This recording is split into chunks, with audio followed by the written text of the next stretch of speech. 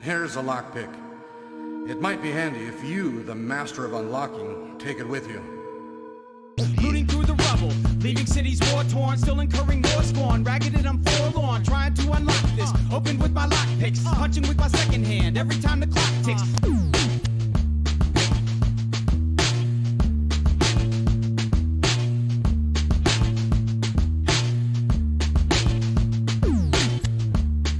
There you go. Okay, so hopefully we have audio here. Just give us one moment for testing because I haven't seen you all in a while. Perfect.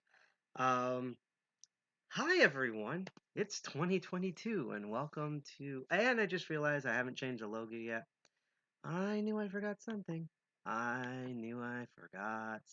Let's fix that problem right now. You're gonna see it wig out a bit because I have to like resize it and everything. Same thing when we get to the other screen. And there's our first inset reward coming up. And in fact, let's put it up in the corner over here so that with my crazy afro you can see it better. But yes, hi everyone. Welcome to the first episode of the Master of Unlocking in 2020. Just real quick rundown of who am I. Most people online call me Side Pocket. I'm one of the two co-founders of DCG 201, formerly known as DEF CON 201 or DC 201. We are one of the many DEF CON groups that exist across the United States and around the world, and considering 201's our area code, we are located in Jersey City, New Jersey. Particularly Jersey City, New Jersey. And if you'd like to know more about stuff, including our upcoming meeting on Friday, where I know you haven't heard from us in a while, but we actually do have a lot of extremely important stuff to talk about. I'm going to post the link in chat. You can also see it on our stream here at dcg201.org, defcon201.org. I kind of go with defcon201.org just because it's just written there, easy to exchange. We are going to change the URL in the next couple of weeks. I've been behind on so much stuff because I had so much fun at MAGFest. Plus, to be honest, I've just been dealing with a lot of stuff locally in New Jersey. It is snowing and raining at the same time outside, so that's a whole thing. If you want to know our social media, you can follow us at defcon21nj on Twitter, defcon21 on Instagram, GitHub, the Hostucks.social, Mastodon. We have so much amazing stuff. Some of our social media is on the website, but in addition to that and other streaming and video archives, you can go to our link tree that's posted in chat. Now, finally, there was supposed to be a lot more fanfare heading up towards this, and I feel like this is going to be a hidden gem of an episode. But before we continue, I want to mention a few things. First of all, if you are watching us for some reason on Facebook, one, my condolences because you're stuck on Facebook. I know how that feels. But two is that there is a way you can chat with us, but you kind of have to hack Facebook in order to how to do it. Basically, if you go to the URL I just posted in chat, there it is right there, and you'll be able to talk with us if you're on Facebook, because Facebook is weird with everything, but it's particularly weird with when it comes to our streaming. And finally, let me see if I can find it here. Here it is. as we have extended to the rest of the month, while I do this show for free and a lot of stuff, we are raising money still for the Children's Miracles Network hospitals. This is something I was supposed to mention, the promotional thing. Our goal is to raise $600 that will, through Children's Miracle Network Hospital, distributed around the across America and Canada to various pediatric centers and children's hospitals to help out sick kids. And these places were understaffed and underfunded and under the thumb of bureaucracy and just everything, because I live in America, so I know how it is.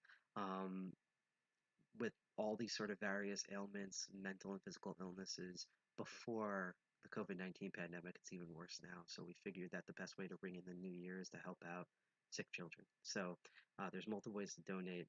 The URL still, the QR code should still work, but that's one way. If you're on Twitch and scroll down, there's the widget, which is with Tiltify. We don't touch any of the money. All of this stuff goes through Tiltify, but we have a widget down there where you can donate.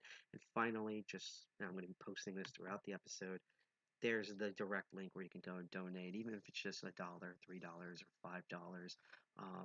And even if we don't, every bit helps. And even if we don't meet our $600 goal, all the money that would be raised, including now, still gets donated to the Children's Miracle Network Hospital Help Sick Kids. So if during the live stream or even between then you want to donate $1 or 5, or let's say you're rich and you just want to throw $8 billion at something, very much appreciated. It's all going to the cause. Go right ahead. Now, on today's episode, basically we have two very exciting guests who are going to introduce themselves, but I usually like to call them Tom and Caleb. I hope I pronounce this right. We also might have someone from MAGFest representative, but don't count me on that. And basically, yes, as you can tell, I was at the Gamer Convention MAGFest, which I always wanted to go every year. And of course, I decided to go the year where everything is still on fire. We did a Lockpicking Village, guys, a lot of fun. And not only did we want to talk about that, but I actually got to work with two licensed locksmiths because I just do this as a hobby. I never thought I'd be able to work with that, and I kind of wanted to pick their brain on what that is. Before we get into it, even though honestly, outside of me fiddling with some of my gear, I don't think we're going to be visually demonstrating. We might be talking about subjects, but I don't think we're going to be visually demonstrating or teaching directly anything on here. But I still want to go through the two tool laws from the Open Organizational Lock Pickers. One, do not pick locks that you rely on. I'm not going to go into explanation because we're already late as is. Do not pick locks that you rely on. Morning, Dark Arts from Australia. I'm so glad that you're here. And two, don't pick locks that you don't own. As long as you follow those two rules, keep yourself safe, keep everything else safe. I'm still recovering from MAGFest, but and it's afternoon here too, but let's go to our guest because I'm so excited to talk about all this. This is going to be a potpourri. By the way, I'm going to be watching the chat, so if you have questions for any of them, please ask. Otherwise, if you just want to hear us ramble about lock stuff and MAGFest and all of that, keep lurking, keep learning. So without further ado, let's go to the. I'm actually turning my mic off for this. Let's go to the chat with everybody.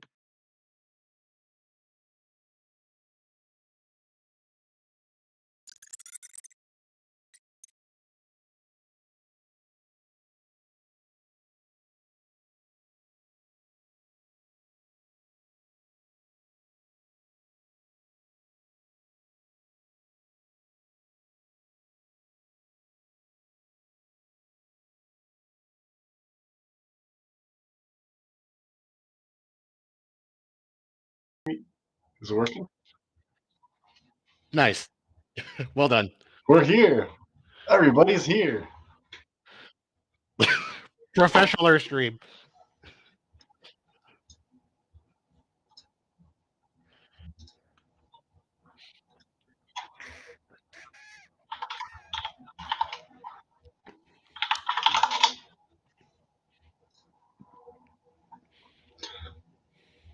Yes. Hello, my name is Thomas. I'm one of the locksmiths that somehow showed up at the right place and the right time to make this all come together. And I'm Caleb. See what Tom said, because that's, pretty much what ended up happening. We all just, hit full send and had a grand old time.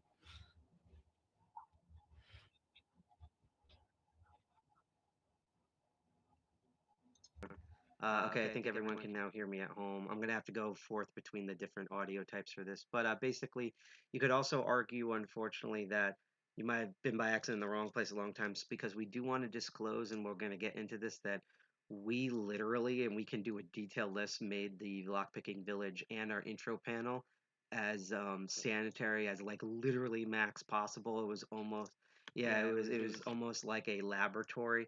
And unfortunately, while we are in the contact tracing list, so if you were at our Lockpicking Village, go get tested. Unfortunately, the only person that I know who came back with COVID from all of that, or some form of it, is Thomas. So we hope that you're still recovering, and we're sorry about that. We literally tried. I don't know if you want detailed how we tried to keep everything sanitary. Or actually, before we get into that, let's start into. I want to know from your end first. How did you two get roped into all of this? Well, my brother is Jared, who is the department head for the makerspace. So I didn't know you two were brothers. yeah, yeah, yeah. He's my oldest brother. You So he tricked hit me me. No, up I'm kidding. Go ahead. and was good. I'm glad trickery is part of my trade. But yeah, he hit me up. He was like, "Hey, some other people were mentioning interest in trying to keep this going because Tool had to pull out. Would you be cool with this?" And I was like, "Yeah, sure. I can pretend I know what I'm doing in front of other people."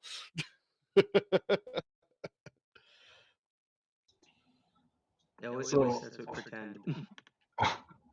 yeah, I also didn't know that he was your brother until like after everything. Mhm. But I can see the resemblance now. That's what everyone always says after we point out that we're related. Oh yeah, that makes sense.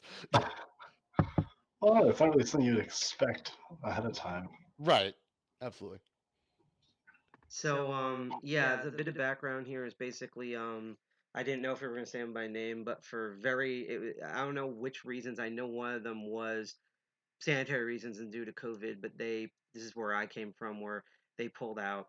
I was actually, funny enough, behind the scenes, I had a completely different panel about computer hacking, in video games, and I was actually about to tell my co-presenter that not even due to COVID stuff, but due to like crazy travel things, me getting money together, that we should probably, like, you can go because they're on staff at MAGFest, but that I'd had to cancel. And that's when he informed me, because it literally happened in the Slack while it was happening, about that the Lockpick Village might fall apart. And at that point, I didn't even know that you two were around. I just thought it was me, and all I could think of is, you can hear it off screen. I have a giant portable case that usually teaches like between like 5 to 8 people max. And I was like, okay, even though I think it's probably going to be popular there, like lockpicking usually is everywhere I go. Um, I think because I saw the tool, there's actually a guide that is shared by Tool, which is that once you evaluate, and if you want to do this sort of stuff in trying times, how you would sanitize everything. And I'm like, I still think we can do it without that. Even if someone gets exposed, that we can like super minimalize this. And plus, now this is not an official Tool thing. This more falls on Mag, like not to blame them because they did an excellent job, but this is like on Magfest and stuff like that. So we have a bit. Yeah, yeah, yeah. It's a bit like, obviously, because the thing about contact tracing, we're not trying to defend Magfest. This was my first Magfest, so all of this was new to me. But again, as I said, when they say that like, oh, like there was a positive case in a room, what they mean is that someone went to multiple things and then they found out later they were positive. There's no way of knowing, even with the best contact tracing of any kind, what things they were in before then. So, for example, you could have had some. Yeah, so it's kind of like, let's say someone saw a panel, went to the Lockpicking Village, and went to a concert. They could have been perfectly fine during the lockpicking thing, but got during the concert, or they, Like yeah. sardines, everyone was in those concert halls. Yeah, and the thing about it too, and I want to also mention that what I was floored by, there was unfortunately some instances where literally just due to the layout or whatever, like you had no choice but to go through what I see. And I'm also near New York, so to me that was a decently sized crowd. Like I'm used to just like Agent Smith fighting Neo levels of like just massive amounts of people, even during COVID. Because don't even get me started about that up here. But basically, I was actually really impressed with both the most of the attendees as well as the staff people, of how everyone literally, if no one knew each other, they stood apart from each other. People kept sanitizing themselves. People were washing their hands in the bathroom. doing all of that, and it's just like literally myself off. Sorry about that.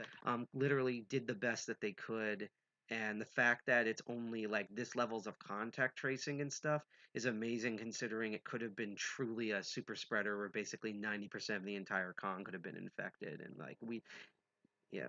I feel like that just goes out to the kind of crowd that MAGFest attracts.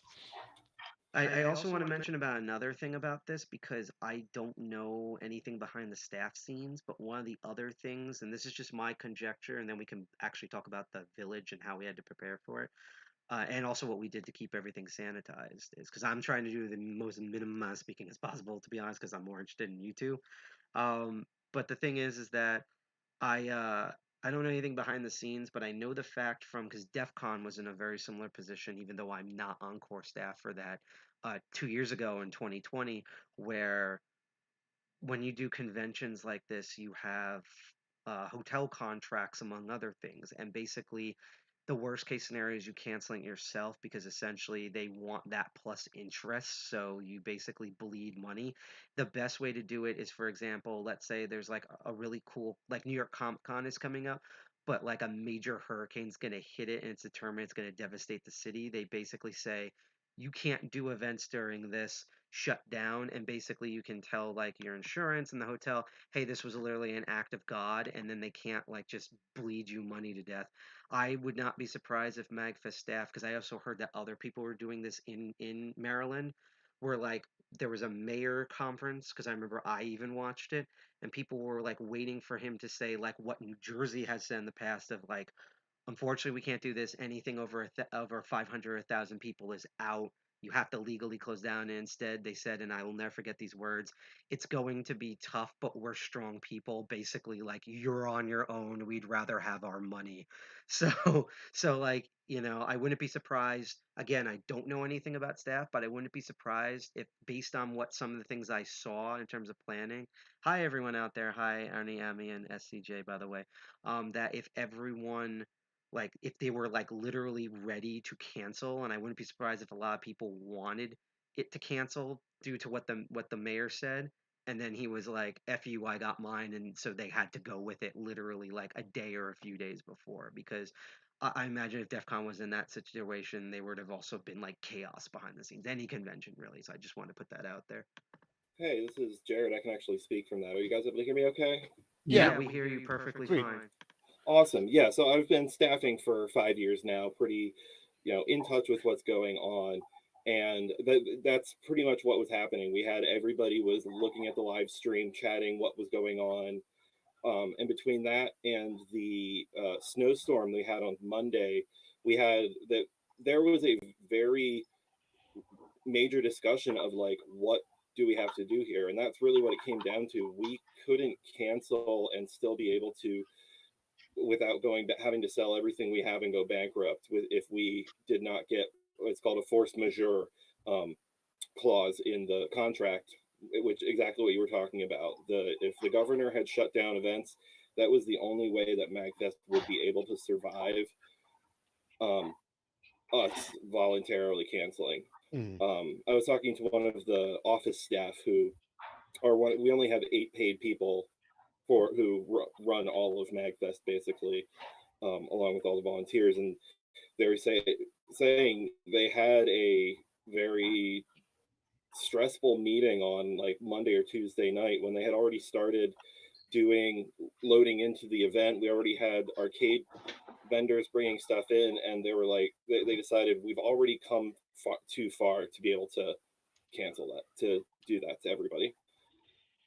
Yeah, I know. Like the way I've described it is I always use like movie quotes and scenes for no reason because I'm probably that weirdo. But like, I don't know if anyone saw. It's not my favorite film, but The Dark Knight Rises is the third in the Nolan Batman trilogy, and there's a thing where the villains basically take the city hostage by having a nuclear weapon, and no one knows the trigger person, and that the U.S. president is like, we have the military surrounding them. We're looking in the people of Gotham.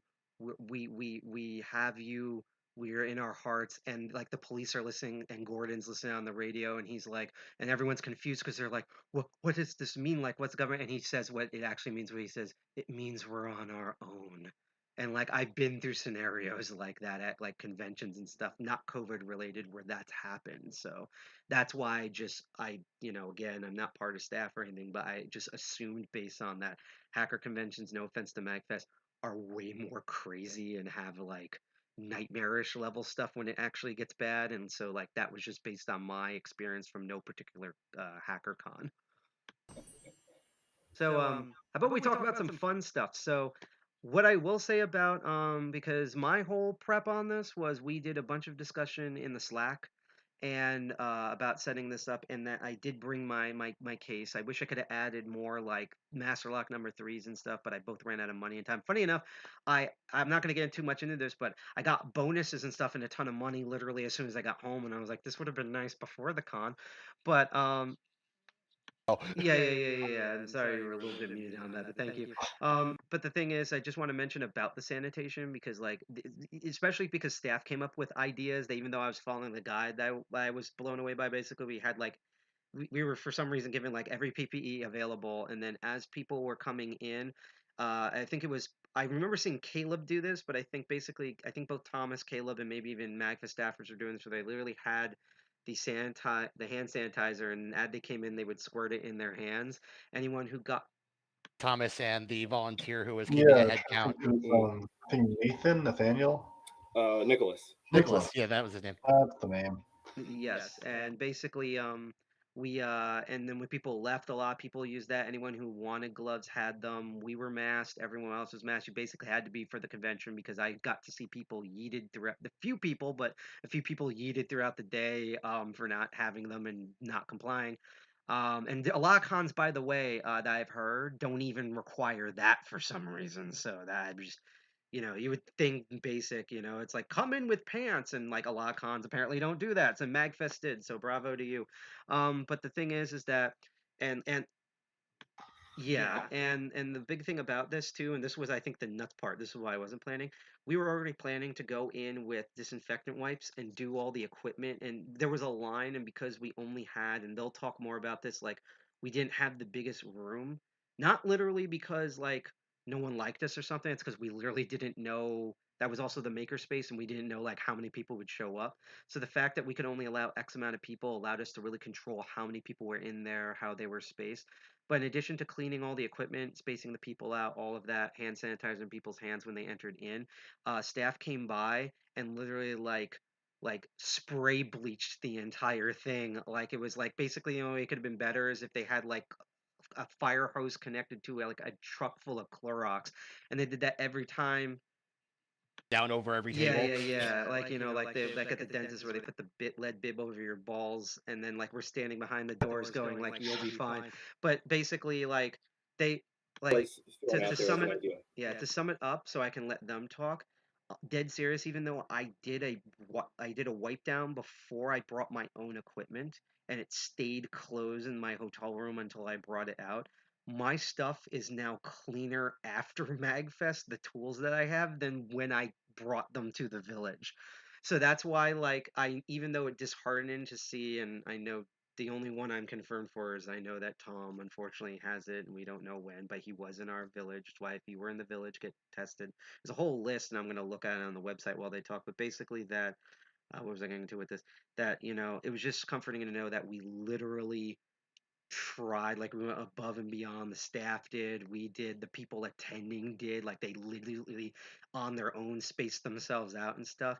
And once you do that, it's good. And also I just want to quickly say for Jared and you at Magfest staff, the fact that you have a like conduct report and that you are letting people know like the best of your ability. The public contract tracing is amazing because literally when I got Delta months ago, I was at a venue in New York that they were basically so concerned, I'm not going to say their name over their profits, that even though it was a private event, that staff works public events the next day at the same location, and they didn't tell anyone. And when I warned everyone, which they thanked me for, I got banned from there. So that's to show you like you know, I understand being angry at MAGFest for running it and stuff, but I just wanted to let everyone know the nightmarish conditions they were in, and that I can't speak to the rest of MAGFest, but for the Lockpicking Village, outside of like it literally being an actual hospital lab, I can't think of anything else we could do. But I want to ask, what did you guys, how did you prepare for all of this? Because we did discuss this in the Slack. So on the 27th in the MAGFest Discord, I was like, "Hey, does anyone know who's running the locksmith panel?" And someone was like, "I think it's by Tool, but I'll DM you some information." So I get Jared's email. I send an email to Jared, and he's like, "Hey, um, do you kind of want to just like run this panel?" So I guess that I don't know when that Tool actually backed out, but I guess it was right around that time. It was about 2 hours before I sent that email. Wow. So I just want to point out, because I'm a Tool member, even though this was not Tool sponsor or endorse both the stream and the Lockpicking Village after they pulled out, we're not making fun of Tool DC. We completely understand why they pulled out. Just want to put that out there. It's just one of those funny situation kind of things. How everything just happened to line up. yeah, and really that's I think that this whole thing coming together is really a kind of core tenet to what makes MAGFest so great. Is basically we're super flexible and just kind of make stuff work, and we have between our volunteers, attendees, we have people that are just so talented and passionate and are able to throw together a really great village like you guys did in a week, basically just being like, okay, cool, let's make it happen. So after Jared and Tom had talked for a little bit, Jared sent me a message and was like, "Hey, you work for a locksmith. You wanna be a part of this too?" I was like, "Yeah, sure." I Oh crap! Just want to into the let you know. Slack Let me do something. The stream's being weird. I message. apologize. And Okay, now we should be no good. worries. We're good now. Okay. Keep talking. Alright. We're good. So I can actually a little bit more background on the whole thing. So originally, from 2016 to 2018, we had a smaller event called Mag Labs, which came from a called event called Mag Classic, and which was basically a throwback to when MagFest was smaller and more intimate. And then some volunteers took over and started the leadership and started moving it towards trying to move it towards like add more of the creativity, hands-on making, and learning about how to be creative inspired by games. And in 2017 and 2018, Tool DC ran a Lockpick Village the whole weekend there. And they ran all day. They had their own room, which was a little bit bigger than the room that we were in at this last Super MagFest. And our relationship was really good. They did some late night lock picking stuff with like handcuffs and just kind of hung out, and we had a really good relationship there. So they talked to one of our director of communications, and he pointed them over to me and was like, "Hey, we'd like you to work with MagFest again." So we had been communicating with them, figuring out what we could do on our budget and the best we could do. And then, on the 29th, I was finishing up some of our 28th or 29th. I was finishing up some of our coordination, and they were like, "Hey, sorry, we just had a big meeting about this, and we're canceling all of our events going in January." So it was like, that sucks, because I knew that this is something that, from talking to other staffers, talking to attendees, this is something that is really popular, and a lot of our attendees and staffers wanted to see again because they just first got exposed at these mag labs. Exposed at Mag Labs. Did say exposed to the love of lockpicking, not to the yeah. They may have gotten exposed in other ways too. Oh no. Yeah, it depends on whether or not they were at JSJ's panel. True. For hacker cons at Tool, it's more like what snacks were brought to the Tool's table. Yeah, so Side Pocket, his other person doing the panels, reached out and was like, "Hey, I've got, my roommate does stuff. Could we do it?" So then I knew that I had this email from Thomas that I hadn't replied to because I was trying to finalize stuff with Tool, and then called Caleb. The whole thing came together, and I think it went really, really well overall. So in a matter of hours, everything both breaks entirely and is then reborn. That was literally my expectations for MAGFest. That's like kind of one of the ways I could sum it up in a good way. If people love it, they will make it happen. Yes. And I guarantee you on Monday through Thursday of setting up MAGFest, I guarantee you that at least a dozen times something completely fell apart and was reborn. I also volunteered parts. I think also Thomas at least did. I think maybe we all volunteered as well for different parts of MAGFest. And I could say is when I was doing it, I was like, "Yep, this is a convention," because that's most conventions. It's kind of like it's like a pop-up theme park run by fans, where like doing a convention is like if it's good, people are just like, "Oh, there was." I rode the teacups and I got to take a picture with like with Mag Mickey and stuff. And then what they don't see is behind the scenes of just like people blowtorching popsicle sticks together, just crying. Like that's just like every major convention. So yeah. I am made of duct tape to apply it to everything I see. Not duct tape, gaffer. Yeah, Gaffer, good call. Or my crazy thing, I could tell you one hacker thing at the con is with the location we were at, that what's called we were because it's being demolished now, the Hotel Pennsylvania. There was a big thing about hanging up like signs. So there was a big deal that day of it wasn't even painter's tape. You had to use a type of tape called artist tape, and it's so similar to painter's tape that like we had to develop a system so people wouldn't confuse the two. Nice. Oh no. What I could say is, so my big problem that I had from my end, like I was confident that if I could do demos or to show off odd locks and things like that, I could do that with my kit. My main limit, which is why this only serves between 5 at absolute max 10 people, this portable kit that's half done that I have, is because I literally only have like at max like 2 sets of progressive trainer locks.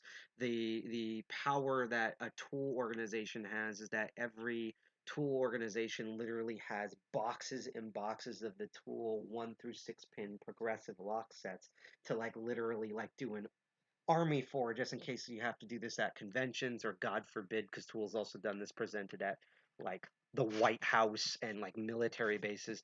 And obviously I did not have that. Even if this was a Tool sponsored thing and they wanted me to just use my equipment, I couldn't. So one thing I have to start, I can't remember, unfortunately, and I hate this, I can't remember what Caleb specifically did when it came to this, but I particularly remember, Thomas, you were the MVP of just cranking out cores for people to practice on. I just wonder if you could talk a bit about that. More. Yeah, I brought like maybe 18 or 20 cylinders. I had most of them like 3 and 4 pins. The only thing I wish I had done was brought more 1 and 2 pins, because Yeah. that was very helpful for people to understand. Before that, I'd only done one panel. Like I did something at my local makerspace, where I'd done a similar panel, and I brought a couple locks, and pretty much everyone was able to get the 1 pin like instantly, and the 2 pin like really quickly. So I was expecting that 3 and 4 pins would be the most common, but the audience of people going into this, I completely forgot that people don't really know how lockpicking works at all.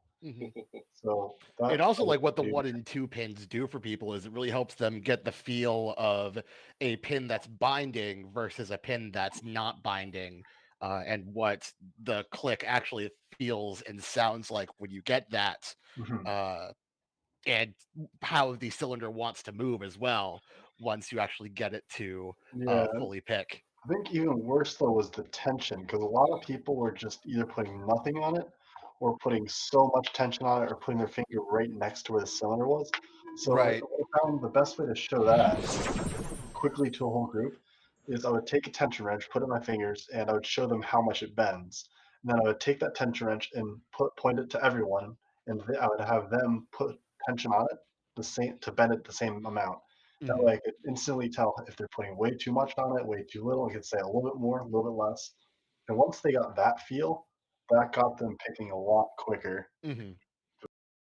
part eliminated from the process. It also Yeah. really helped making sure that everyone was actually picking from the front of the lock. I had quite a few people who were trying to attack some of the kicks from the back of the lock. It's like, no, that's not going to be helpful, guys. We're not backwards lock picking here.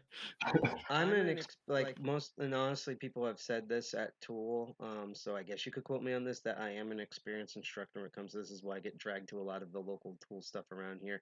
It's actually what dreads me of going to DEF CON. I have a feeling they're just going to absorb me into the Tool Village there and never let me go. Not because I'm that valuable, but literally that's just kind of what they do at these conventions. But and I'd be happy, by the way, doing that. But even I, because I was rushing around with everything else, kind of forgot a couple of things.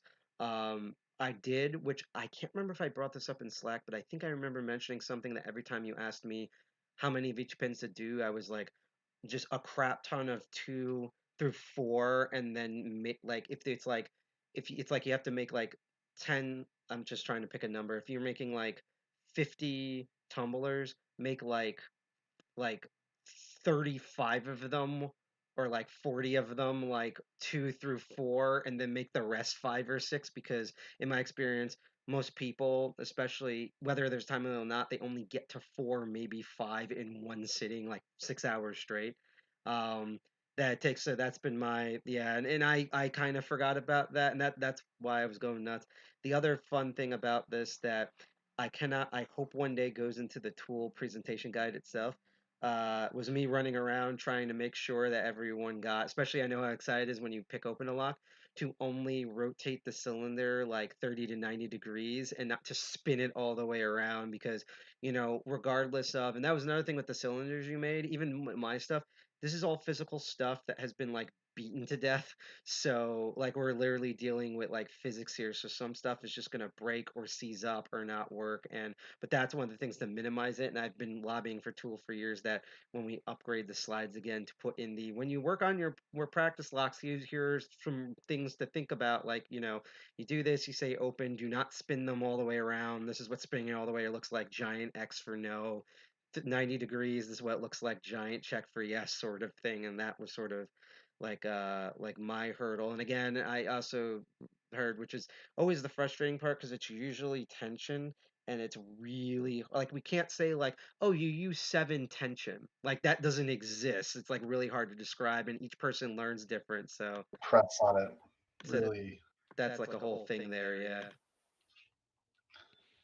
Yeah, there's got to be somehow a good way to be able to describe the people or to people the parts of lockpicking that are entirely by feel. Actually would work pretty well. I can make like a wooden block device. It would just be like, it just holds a tension wrench, you press on it to bend the tension wrench. And on the behind the tension wrench is a scale. So the more you push on it, the higher it goes. Hmm. So I could say to someone, you should use about 3 tensions here, and you could push on it and feel exactly what 3 tensions means. The universal unit of lockpicking, the tension. Yes. So, That's funny, actually a really good idea. yeah. Funny enough, when I was first learning on how to defeat spools, and this actually what introduced me to his channel, Bosnian Bill from Lock Lab, who's now retired, RIP in terms of him streaming content, not the man himself, thankfully, actually did the closest I could think of, where he had a hard time trying to describe counter rotation. And so what he did was he made a unique tension wrench that basically sat in, and it had like, he could basically, it had a curve at the end so that he could put washers of an exact weight unit on it. And basically he had a scale in the background, a piece of paper of like 1 through 7, and basically you could see when it dipped and stuff like that with the scale in the background. And so like that's the, but I think one of these days, like, we're all going to sit together, Tool, SS Dev, all the random Texas ones that I can't remember, and it's going to be like the Nicene, what is that called, the Nicene Creed or something, where we sit together, argue and fist fight with each other, and start to come up with like more, like trying to describe things that are hard to describe, and trying to get something to a list of it. We have the technology. Yeah, honestly, my biggest regret with the village was just that I wasn't able to contribute as much as I wanted to. Like I did bring some locks along, but I never had a chance to pin a lot of them down like Tom Yeah. did. Because actually, at my work, Uh, I don't do mostly locksmithing. I mostly deal with delivery and moving of safes. So in the week leading up to MagFest, I was only in the shop for like 20 or 30 minutes. I just never had a chance to actually set the locks up like I wanted to. Well, again, I'm the person where basically you two were like, in my opinion, you two were like, went through college for cybersecurity, and now you work for this startup or this corporation, and I'm just some dude who like went on to GitHub and like just kept crashing computers trying to get the GitHub repo to run. And like just being like, that's how I learned everything. And it's not necessarily a better method, but it's just more of I'm just like I'm completely unfamiliar. Like I have friends. One of my mentors is a licensed locksmith in New York City, Night Owl. But it's more of like or one of my mentors, I should say. And he's a longtime friend of mine. But it's just more like I am very unfamiliar with that world, which is I figure later on when we get to it. I'm just curious about like everyone's experience in that and stuff. So I guess what I want to loop around to as well is like, yeah, we had some positives or negatives. Was there any interesting like? I don't know if we want to talk about bad stuff because I actually can't think of any bad stuff, but was there any interesting stories or things you've realized or something when we were either during our intro panel or actually let's start. Were there any interesting things that you didn't expect or were excited for and stuff when we did that intro to lockpicking, which I was a couple of minutes late for, just to be honest, because it's me. I just want to say, I learned the same way as you do, except I've just been getting paid for it. Damn it! I I keep getting broke the wire. scammed. Money on the table. God damn it.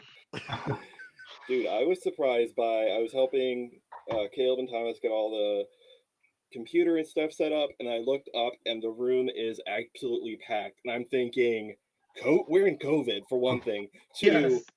fire marshal. So I was like scrambling to get people out of the door, like trying to be out in the hallway, like, all right, Wait, were we everybody. actually above the limit? Oh yeah, we were. I don't know that we were actually above the. We were. It was not a comfortable We're not way to be. lawyers. Yeah, I got it. It was what we were probably at the position where it was. I really hope security doesn't stop by. Don't let anybody else in. Right. But By the but We way, were definitely beyond the capacity of the seats we had. just Oh, the seats, yeah, but the room can hold more. Plus, with a double door like that, I mean, egress is not really that big of a deal. And just in case anyone thinks like, oh, like this is MagFest being unprofessional and stuff, um, I haven't signed a non-disclosure agreement. I particularly like this convention so much, but if I ever get to tell people how much important last-minute stuff that happens at Hackers on Planet Earth in New York City every year, it would literally make us look like what happened in the room of like, oh no, I hope security doesn't go by is literally every 2 seconds, and it would make us look criminally irresponsible. So just to let you know that yeah. The most professional conventions and festivals and all of that behind the scenes are held together by scotch tape and tears. It's literally by the volunteers. It's by the people who actually work the convention that anything gets done. That's a given. That's really the only way conventions actually work, besides also just money in order to get the supplies to operate everything. yeah, it's a tough balance because you're balancing. I want attendees to be able to have a good time and get what they want out of this, but I want things to be safe. And the way we have the rooms set up, like particularly for our case, the hotel will publish like in the maximum numbers everyone's standing is this, but then this is for classroom seating, this is for whatever else, and we're kind of in the middle of things, so we're kind of just guessing based on like it looks like people can get out of here if something explodes. I mean, if something actually set on fire, I mean, that amount of people, it's all organized in the benches. And we're right by a main exit as well, just outside the door. Yeah, and really it's a matter of, is the fire marshal going to give us grief?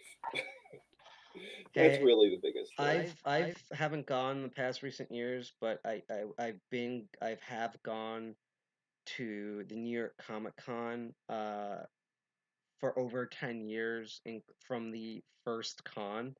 And I always tell people that because most people are like, "Oh, this year was the worst," or "That year was the worst." I could tell people the first time they did it was the worst because literally there were so many people showed up that they like oversold their tickets. Like they put more tickets out than they did. They what I mean by this is that like they made sure like they added more space than they thought they even needed based on the numbers they had, and still 5 times the amount of people showed up. So literally the running joke was most people paid for a 3 day con. They got a day and a half con because at noon on the second day, the fire marshal came in and shut the entire con down. This is from like an official Comic Con thing. So just to give you an example of the pure chaos that can happen. This is all before any pandemic or anything. So is it possible to get a larger room or something for next year? We that is a discussion. So this year, on top of pandemic trying to space things out, the Gaylord has been doing a ton of overhauls, like overhauling the whole thing. They redid the whole rooms, they redoing all the restaurants and stuff, and they took one of the spaces where normally our jam space is, which is a pretty large space. Right now, it's temporarily their marketplace where they have like grab and go food that's super overpriced and coffee and things like that. So actually, in November, we had like a lot of our division heads were trying to figure out how to make everything fit. So we've actually the space we had. This was the first time we had 3 rooms, um, so that was great. And we have the maker space is behind a lot of MAGFest, like high level MAGFest people who make decisions are behind the maker space. So we're gonna try. I want to try to get bigger rooms, maybe even an extra room. I don't know if you. I could go into. I'll just go into it. So my vision for like the next step of makerspace is to have like our free making room, a panel room, a I'd call it a social room, but like an area just with a bunch of round tables like we had, but more of them. And that can be a place for, knitters can get together and do that. That's where we can do the Lockpick Village. And then I want to have a separate room that has like almost booth kind of layout where maker spaces nearby, like Nova Labs, or I talked to a couple of others, or even like school groups or whatever, can bring their um, things that their members have made and be able to show off like these are some of the things that you can do as a make that we've been doing as makers, and it's really cool. And that That'd be can be sweet. so that's kind of like my next step vision.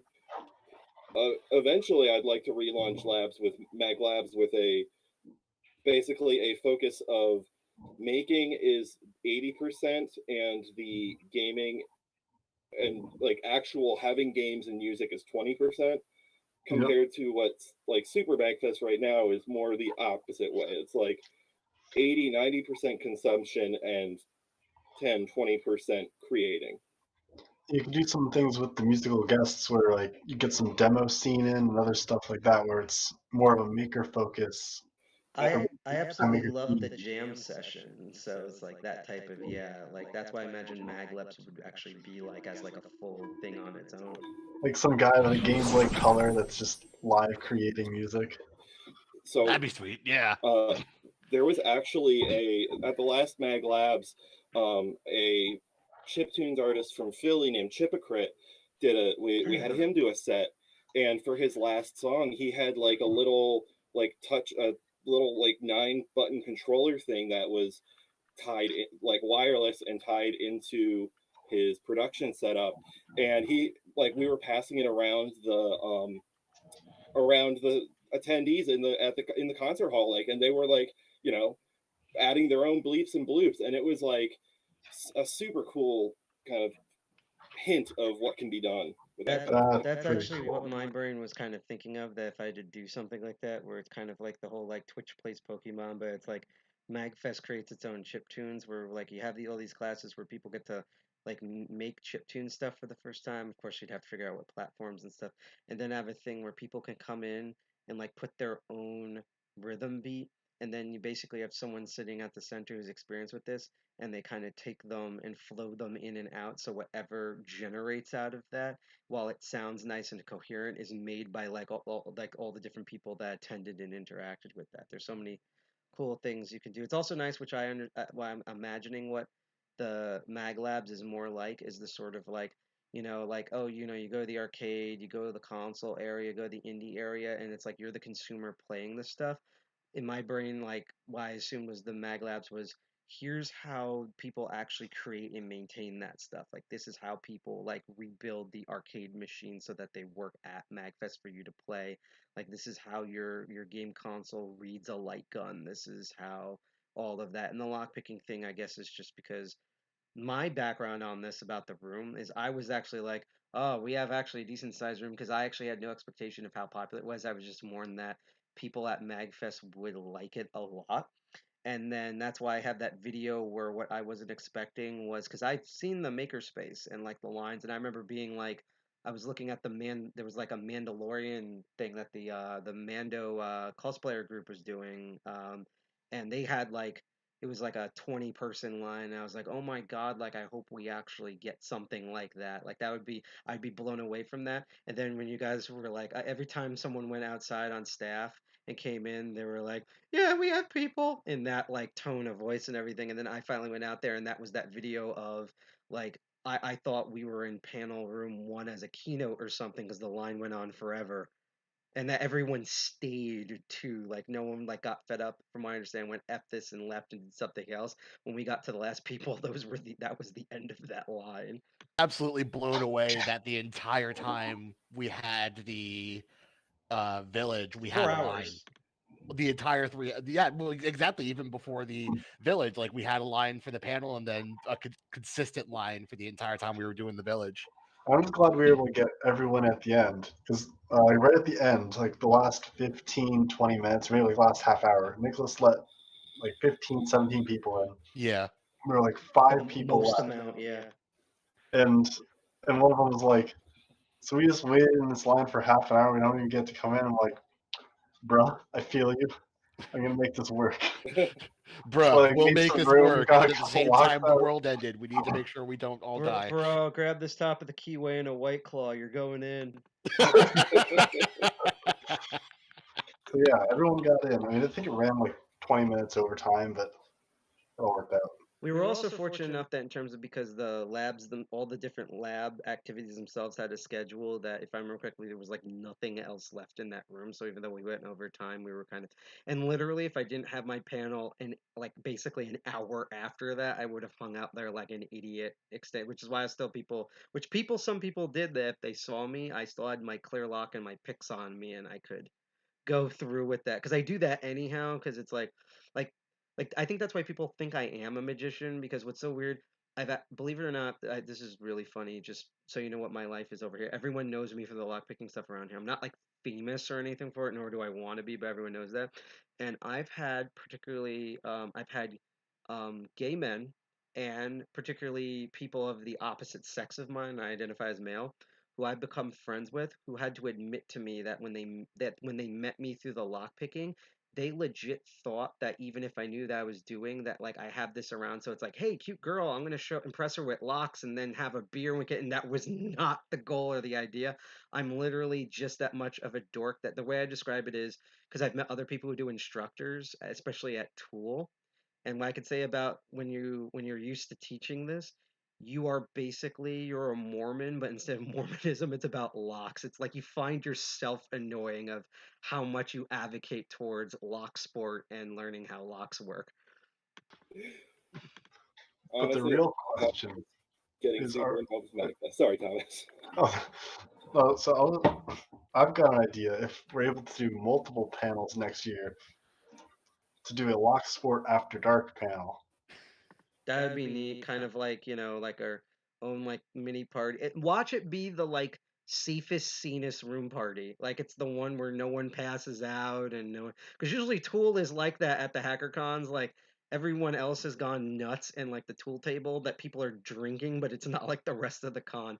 I don't know why either. It would be like, it would kind of be like the regular lock picking panel, except it goes over bypasses of handcuffs and devices that are supposed to protect you until the day that you get married, and how to easily pick those. And then you could like, oh, then you could have someone you call people from the audience, be like, who wants to do a demonstration? Giveaways. So they'll have you learned how to like shim handcuffs, and then they will be handcuffed to, like, let's say, a chair, and then they will have a minute or two to try to use the techniques that they've learned and see if they can escape. And if they escape, they get a prize. They get to keep the lock or something. Yeah, one of the things I want to do, quick things about that. If I want to do no matter what the room size, in my opinion, as long as we have at least the same room size next year, and there's no guarantees about this, by the way, just pointing out that would be up to MAGFest staff themselves. There's just stuff I could hope for is one, if we were allowed to ideally what I want to be is kind of like the MAGFest museum where it just like sits there for like a day, 2 days or 2.5 days, and people can just go in and out in a more open. I can actually tell you that, and I was going to get into this later because I was going to go a bit into that. What was your MAGFest like? Because I guess I'm the only one here because we have a staff person here that this was literally my first MAGFest. I've had friends that go to years. They literally, my entire experience with MAGFest is that I'm building up money in January, so I can't go to anything. And I'll see like literally all my friends' social medias. I literally turn off that weekend because it's going to be nothing about that. And then they come home with a badge that looks like it's something from Castlevania or Star Fox or God of War, and they talk like I'm not quoting anything directly, but it literally sounds like this. They were like, "Oh man, we wish you were here," and it's like we went into like our room and I'm trying to think of something, and it's like we went there, and there was actually I'm trying to think of a rare thing. They actually had a Phantom game console prototype, and a lady shot ping pong balls out of her vagina, and we are the only witnesses to the. It's like they're just describing stuff that would be absolutely amazing, and then basically it's like you should have been there, and it will never happen again. So, and I love when I'm just like, finally I get to go, and it's like that's when like the world ends. So. Kind of a soapbox is. But the two things I wanted to Yes, the thing we'll get into that moment, but the two things I would love to do next year, and the reason I brought that up, by the way, is that, which I'll get into in the moment, is I didn't know that the Gaylord basically was a city. Um, but the thing is that the two things I'd like to do is that if we had like even the like a lockpick village for a day, where it's like from 9 a.m. to like 8 p.m. or something, I would have like multiple intro to lockpick things throughout the day that are like 10, 30 minutes long, and then occasionally have a unique one of like just tubular locks, just this detainers, just shimming, just the coding of like this is the specialty stuff. And the other thing which I definitely want to do is I felt like because again this is the first time I was like let's just focus on. Oh, by the way, hi Captain Krabs. Yeah, no, we became like friends. I'm sorry. We became friends because we were just like, there's an animated crab. What the heck is this? And then we saw, I was like, okay, this is actually cool. He's live streaming right now. We're gonna go and follow him. And then we met at the con, and I think we became like decent, like at least acquaintances. But unfortunately, Tom, we don't know how or when, but he got the Rona, and everyone else, as far as we know, didn't. Although I'm sure there's reports coming. And by the way, I will say this personally myself. I don't think anyone's gonna like blame the lockpicking village because of the whole thing, but if you yeah, he did, unfortunately. I've been watching his recent streams or more like the recaps because I've just been doing with Insanity. And I remember when I saw that, I was like, I literally went, not the crabs. Just not the crab. Anyone but the crab got like it was like it's like someone told me Santa Claus wasn't real or something. Like that's how I felt about like no, like not him.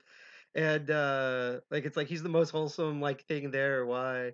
And yes, especially for you and your family. But I will say, if you were at our lockpicking village, and you don't even have to show proof if you tested positive and reach out and just be like, hey, it's unfortunate, but I did test positive during the thing and I was at the village. I will apologize that I don't know if you got it from our village, but I will apologize if like it sucks that you got it. We did try our best. Like, is there anything I can do or say to like make the experience? Because I've had Delta before. That's super not fun. But that like I just want to put that out there. That like that's how sympathetic I am towards this whole thing.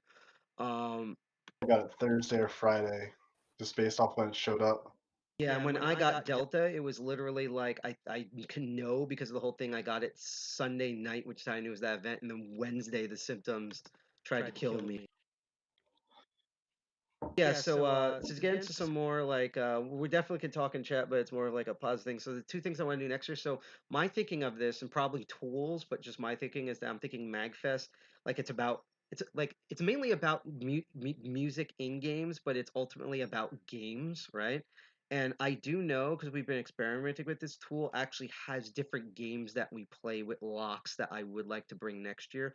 My favorite one, and I think I told Tom and Caleb this, so I don't know if you heard about this, Jared, is we have this really evil version of basically Connect 4, where it's a wood panel.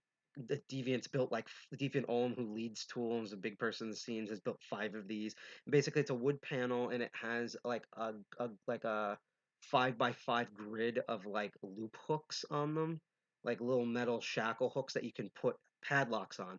And basically there's a whole list of padlocks. They're all rated on their difficulty, and they're all open, and you grab a padlock on, you get like 2 teams, and then one team, that person chooses a padlock, they put it on one part of the grid, and it works like Connect 4, except that if you think you can pick an existing lock that your opponent that you put down or your opponent team to put down, you can go in with your lock picks. And I think it's something like 30 seconds. And if you can pick the thing open in that time, you can then open that lock and put it anywhere else on the grid. So imagine Connect 4, if you could if you did a special thing, you could move one of your pieces, your opponent's pieces, to a different spot, and it gets really nuts and strategic between the two teams. So it's stuff like that I would love to bring next year. So I've got another idea. Oh, If people we would can be get all about multiple that. panels to tie into the games aspect, like if we can get like if there's like another room and there could be like multiple panels, a video game lockpicking panel. So I've wanted to do forever about lockpicking in video games. So like, are we talking entire about panel on the evolution of games, like the chronological and the history of showing up with really bad and really good representations of how lockpicking works? Oh, I would love to be part of that panel. Tool That did sounds do awesome. one at, I think, one of the labs they were at, but it's that's a great subject, and things are changed. There's new changes, and Yep. you guys might know about stuff that other people don't. So I think that's a great idea. Definitely take notes of all this stuff and Send it in next time, yeah. Yeah, absolutely. No Let's send idea. them my After Dark panel.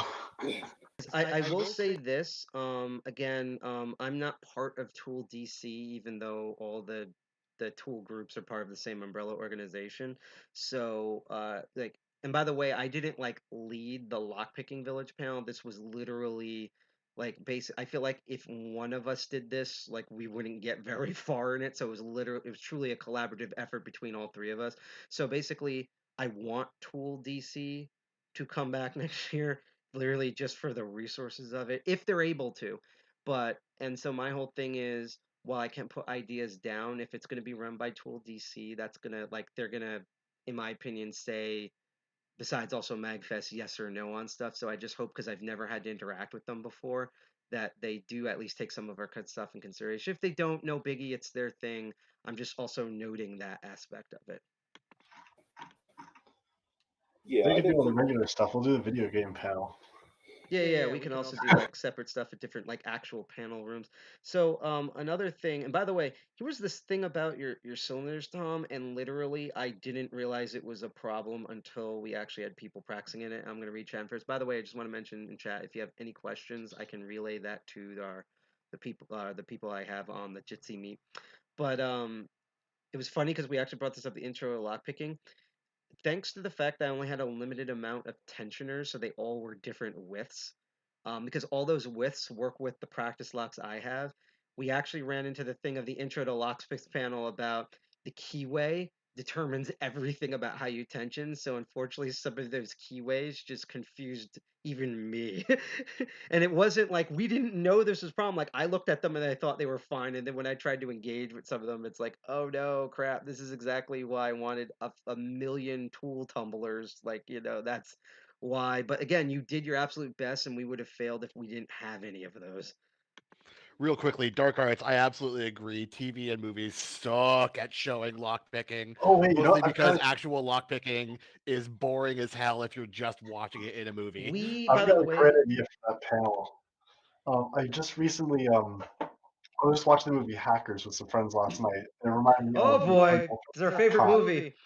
It is. No, but there was a panel at DEF CON 14 where they did Leet or Lame, and I think it'd be great to do a similar panel for lockpicking, where you just replace leet with some other term, Mhm. where you go over, like someone will do like a really bad lockpicking technique that works, and you'll be like, "Is that leet or lame?" And everyone will be like, "Lame." You're like, "No, see, this guy's actually so good that he was able to just come up with some crazy tangent for explaining why it's great." By the end, everyone's cheering on these awful attempts at lockpicking. So my That's whole thing is that I will say that there was one year where Tool had like 8 panels at Hackers on Planet Earth, and I can't remember which year it was, but one of those panels was it was popular culture. This is actually something I've been wanting to do also with hacking at New York Comic Con, and to be honest, I keep getting rejected every year for some reason.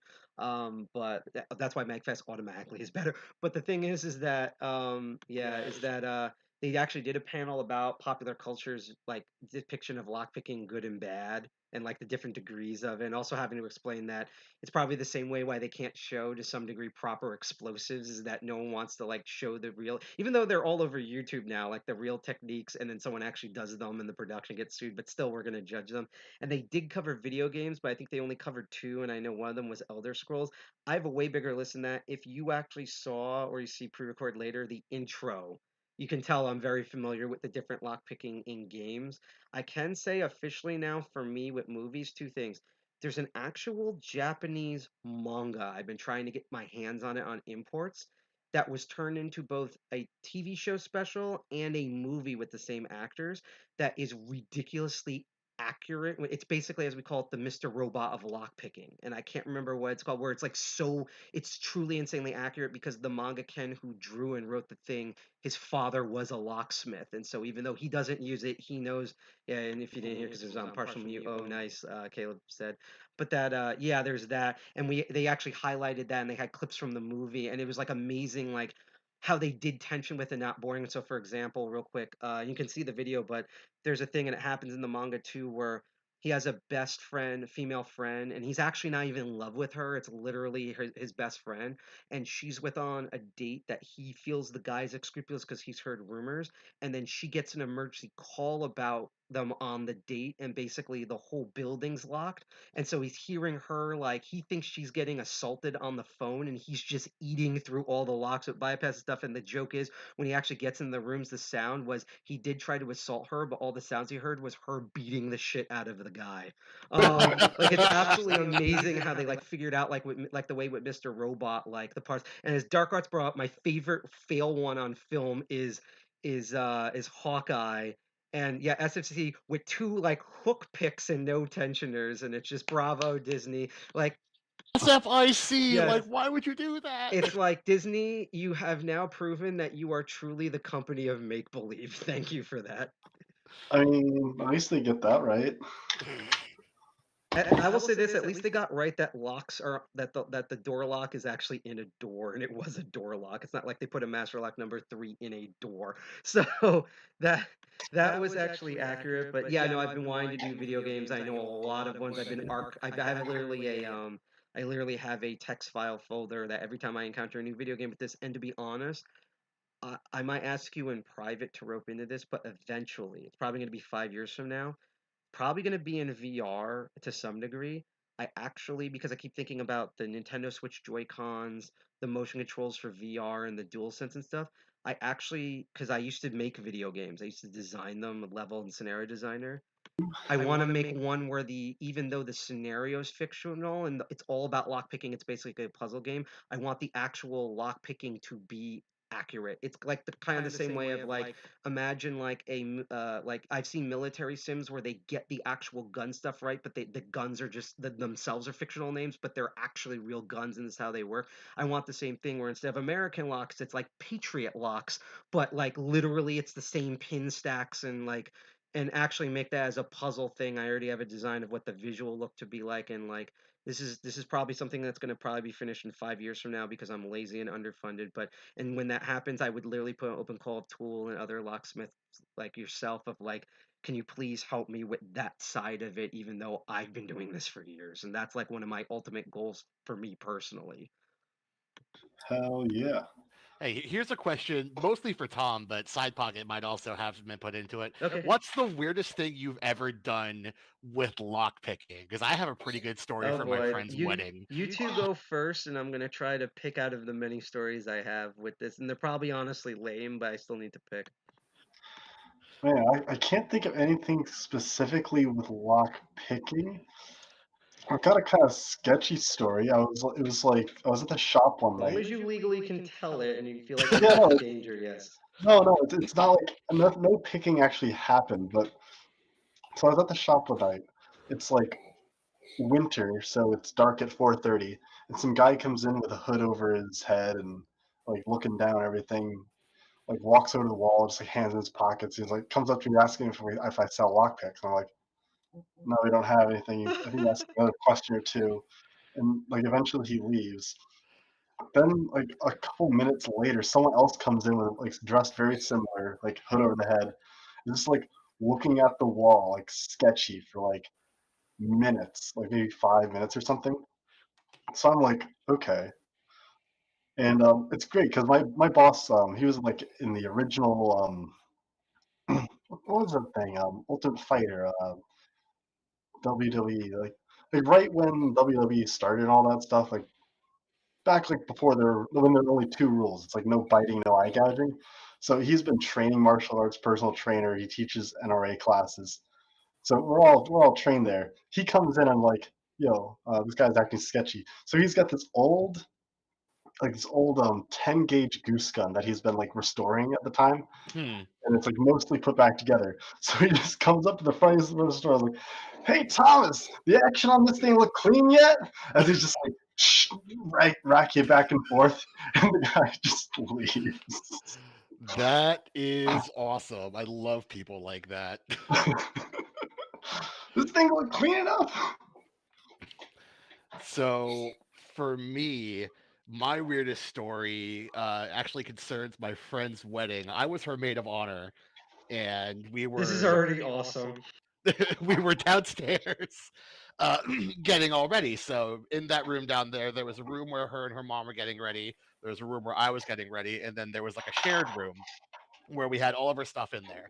So we're all outside of the shared room getting ready, and then the wedding photographer comes down and says, "Hey, Alicia, I want to get some pictures with you and the bouquet." Okay, sounds good. She goes to get the bouquet from the shared room, and somehow the door to the shared room has swung shut and locked, and no one knows where the key is. So my friend Alicia starts freaking out, and like I'm kind of jiggling on the door, examining the lock, seeing what's going on with it. And it ends up just being like a standard Schlage 5 pin. Like, okay, I got this. You guys start looking for the key. I'm gonna go figure out what to do. So I basically had two options. One, I could get my pick set from home because I was only like 10 minutes away from my apartment. Or two, which is what I ended up doing, I went to the uh, groom's sister and said, "Listen, I know you have hairpins on you. This is going to sound really stupid, but I need to borrow two of them." She's like, "All right, done." And I then proceeded to have to do something I never thought I would ever have to do in real life and pick open a lock using a couple of bobby pins. Like the stereotype, yeah. Exactly. Like I'm always seeing this in like movies and TVs and games. It's like that's not how you do it. That will never work. And I had to make it work. I just thought of another one from like a week. It was like maybe 3 weeks ago. So me and one of my coworkers we're gonna go down to do a job, and someone calls at the shop right before we go, and he's like, "Oh, I walked out and walked out. Everything's going wrong." So we go over there. The guy is very talkative, so he's like just like in our faces trying to pick this lock. He decided after having a replacement storm door lock in his drawer for about 8 to 10 years that today is the day he's going to replace it. And he forgets to put the spindle in. So the knob works, but it doesn't activate the lock on the inside. So we're trying to pick this thing, shim this, jam something in there to get it open. And I'm like, okay, this is gonna work. Um, he has like he has two deadbolts on his front door and three deadbolts on his back door. Extra security, nice. I'm already liking this. but it's not like extra security for he's one yeah he was very interesting. Oh yeah, it's the same amount of extra security that a quick sift to the groin gets, or a quick swift kick to the groin gets you. So after realizing that that's not going to work, I'm like, okay. He said that his garage has a lock on it that his keys don't work on. So, oh hey, it's Captain Krabs up there. So I picked this little like wafer garage door lock, and you pull the thing, door slides open. And the way that you have to get in the house is there's a hole in the ceiling that goes to the attic. So this guy who is very just he's freaking out about everything. He somehow climbs up on top of his car, as well as a plastic shelf, and hoists himself up into the attic. So after like 2-3 minutes, um, we hear a loud crash and fuck. Oh no. So I'm like, do I have to break down this door that I've been trying to pick for the past 10 minutes to see what's going on? So he does get up relatively quickly. It turns out that there's it's an attic door, like a fold down stairs, and instead of folding down the stairs, he fell down the hole onto the floor and like cut his He hand open. fell through the ceiling. Oh You know how clearly he kind of just like, yeah, he pretty much fell to the ceiling. I'm just imagining that famous video meme of like that 7-Eleven or convenience store where it just looks like everything's going normal, and all of a sudden the roof caves in, and like a junky looking guy, It was falls that. through, and he gets So up, I'm okay, and they just treat it like this is normal.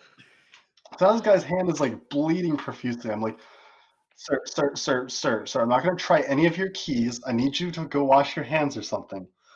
Sir, I'm not going to go wash your hands. So after a minute, he finally goes inside, puts a glove on, so I don't need to worry about like getting some disease.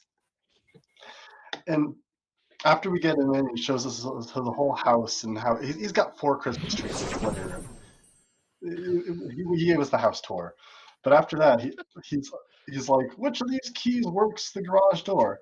And he's got like 2 1964 keys, some like 1980s GM keys. He's got every key he's ever owned on there, but they're all so thinned down on the keyring side from being on there for 50 years that they're almost they're knives on the inside.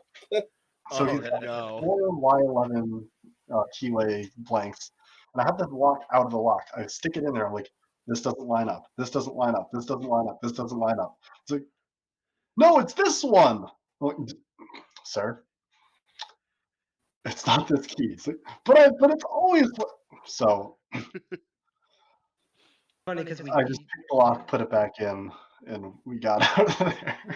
It's funny because you did mention rightfully at the panel about 'cause someone asked about using your keys and that how eventually the bidding will wear out enough that over time that things might not work and such.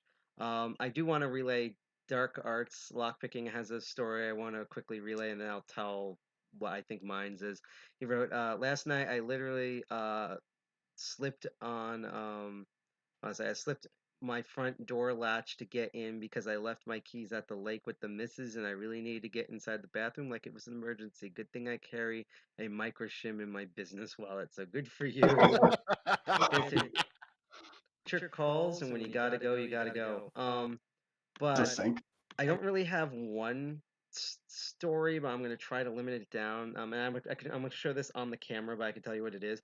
So the funny thing is people have actually asked me before, like, out of all the locks that you have, and most of my locks on purpose are common locks. I try to buy locks locally as well as what I just see often around the United States because I want people to work on real locks that they're going to experience all the time. I do know for a fact that, and actually it was Night Owl that warned me this is a lot of times in lock sport in particular. This is my favorite phrase, and this is true, is that you are so used to locks with like sidebars and security pins and stuff that like if you give an expert one just like 6 normal pins, it's like they've worked back to the beginning when they were learning because they're just so used to all the craziness that just giving them something basic is actually now harder for them. Yeah, and so that's one of the reasons why I do that is so that it's like locks that people actually encounter frequently. Not that I don't have any weird ones, but funny enough, the hardest lock for me to obtain, because people have asked me what's the hardest one to obtain, right? And no one ever gets this, is this orange Abus 72040 that I got so that I could actually demo the bypass for it on it. and this is the long shackle variant of it. I eventually found, which is now one of my secrets, a really good online reseller that you can actually just look up the locks online. They're just a general lock seller. They're not any major company, and you can just buy them and they mail them to you, right? But this was nuts because so there's a thing, I don't know if you got, for you encounter these as your job, so I don't know if you've ever experienced this, but as someone who does lock sporting, um, I'm trying to see how I could describe this. When you buy lock stuff, it's like the local sellers in person, uh, basically they kind of almost treat you like you're a minority trying to buy alcohol. So like when I was like, yeah, I'm trying to look for, it's called the Abus 7240, they would literally be like, oh, we don't normally have in those stores. We're going to be honoring this. Why are you wanting to buy one of those? Like literally in that tone, in that exact sentence, and I'd basically have to make something up because I realized quickly with that tone that if I say, oh, I do lock picking and I teach this stuff, that I'm afraid they're just gonna be like, this is a criminal security like, just because of the tone and stuff. And I don't know if that's like a lock seller thing, or some of them were also like they were both sellers and smiths, and I don't know if that's this area.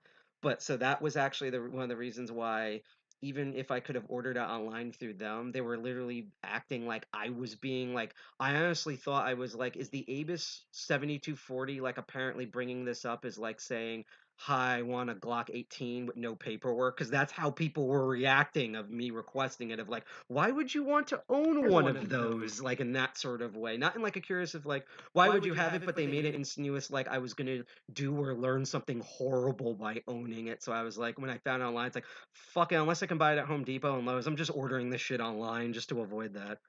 I Are they feel like like a most of it lock? comes from a place of most of your distributors don't think about the fact that non-locksmiths know what this stuff is. Like it's not even just a why do you know this specific lock? What are you gonna do with it? It's you're not a locksmith. How do you know this specific model kind of thing? Yeah, and I actually, what was the excuse I worked was oh, I'm a collector. And this is actually the one that which is partly true. It becomes part of my kit. I do technically collect them, but yeah, no. And it's even weirder because I also imagine that some of these places might get hammered because there's so many like YouTube videos about this that I wouldn't be surprised. Like when lockpicking lawyers like, here's the master lock model S840 that you don't normally get at like Home Depot and you get at a locksmith, and then like they're just hammered with people ordering them. Yeah, and so they're just like, God damn, to be famous and crap. But the I also do know, and it's honestly it's so uncommon it might as well be rare. But I have encountered, and I'm not gonna name names, lock, and it's the same thing, honestly. It's the same confrontation I've seen with super serious info security professionals and network security professionals and just general hackers, even if they have a professional like security day job, where I've literally encountered locksmiths who like absolutely abhor Tool and like lock noob and like lockpicking lawyer and stuff because they feel like, oh, now that people know this, I have less business going on because people would know. Yeah, and so like I'm very much aware that's actually one of the main reasons why I'm not super evangelical about spreading this stuff around, is not even because believe it or not, all the cops think this is amazing. Like no one in my experience, maybe I haven't met the wrong cops, but have expressed, even at like NYPD people, they're like, oh yeah, this is cool as long as you don't do anything with it. But yeah, this is awesome. We've been trying to learn it out pretty, like it's really cool. The few times I've had hostilities, it's just sort of like literally they're just like, yeah, you're one of those instructors. You take away from my business. I have to feed my family with this, and you're telling everyone trade secrets. Stop this. This is why we hate you, and walk off. I've literally had that. If your business is being taken away by a random guy on YouTube, you probably weren't that great at your job in the first place. What I Question. don't understand I is why was any locksmith would be against this, because then you get to sell better locks. Oh yeah. Right. And so what also, yeah, and also for me, if I was professionally working at this, I would like to be called like it'd be like cool, like maybe I'll get like less normal stuff, but now when I get called in, it's now for nightmarish stuff instead of taking cats out of trees.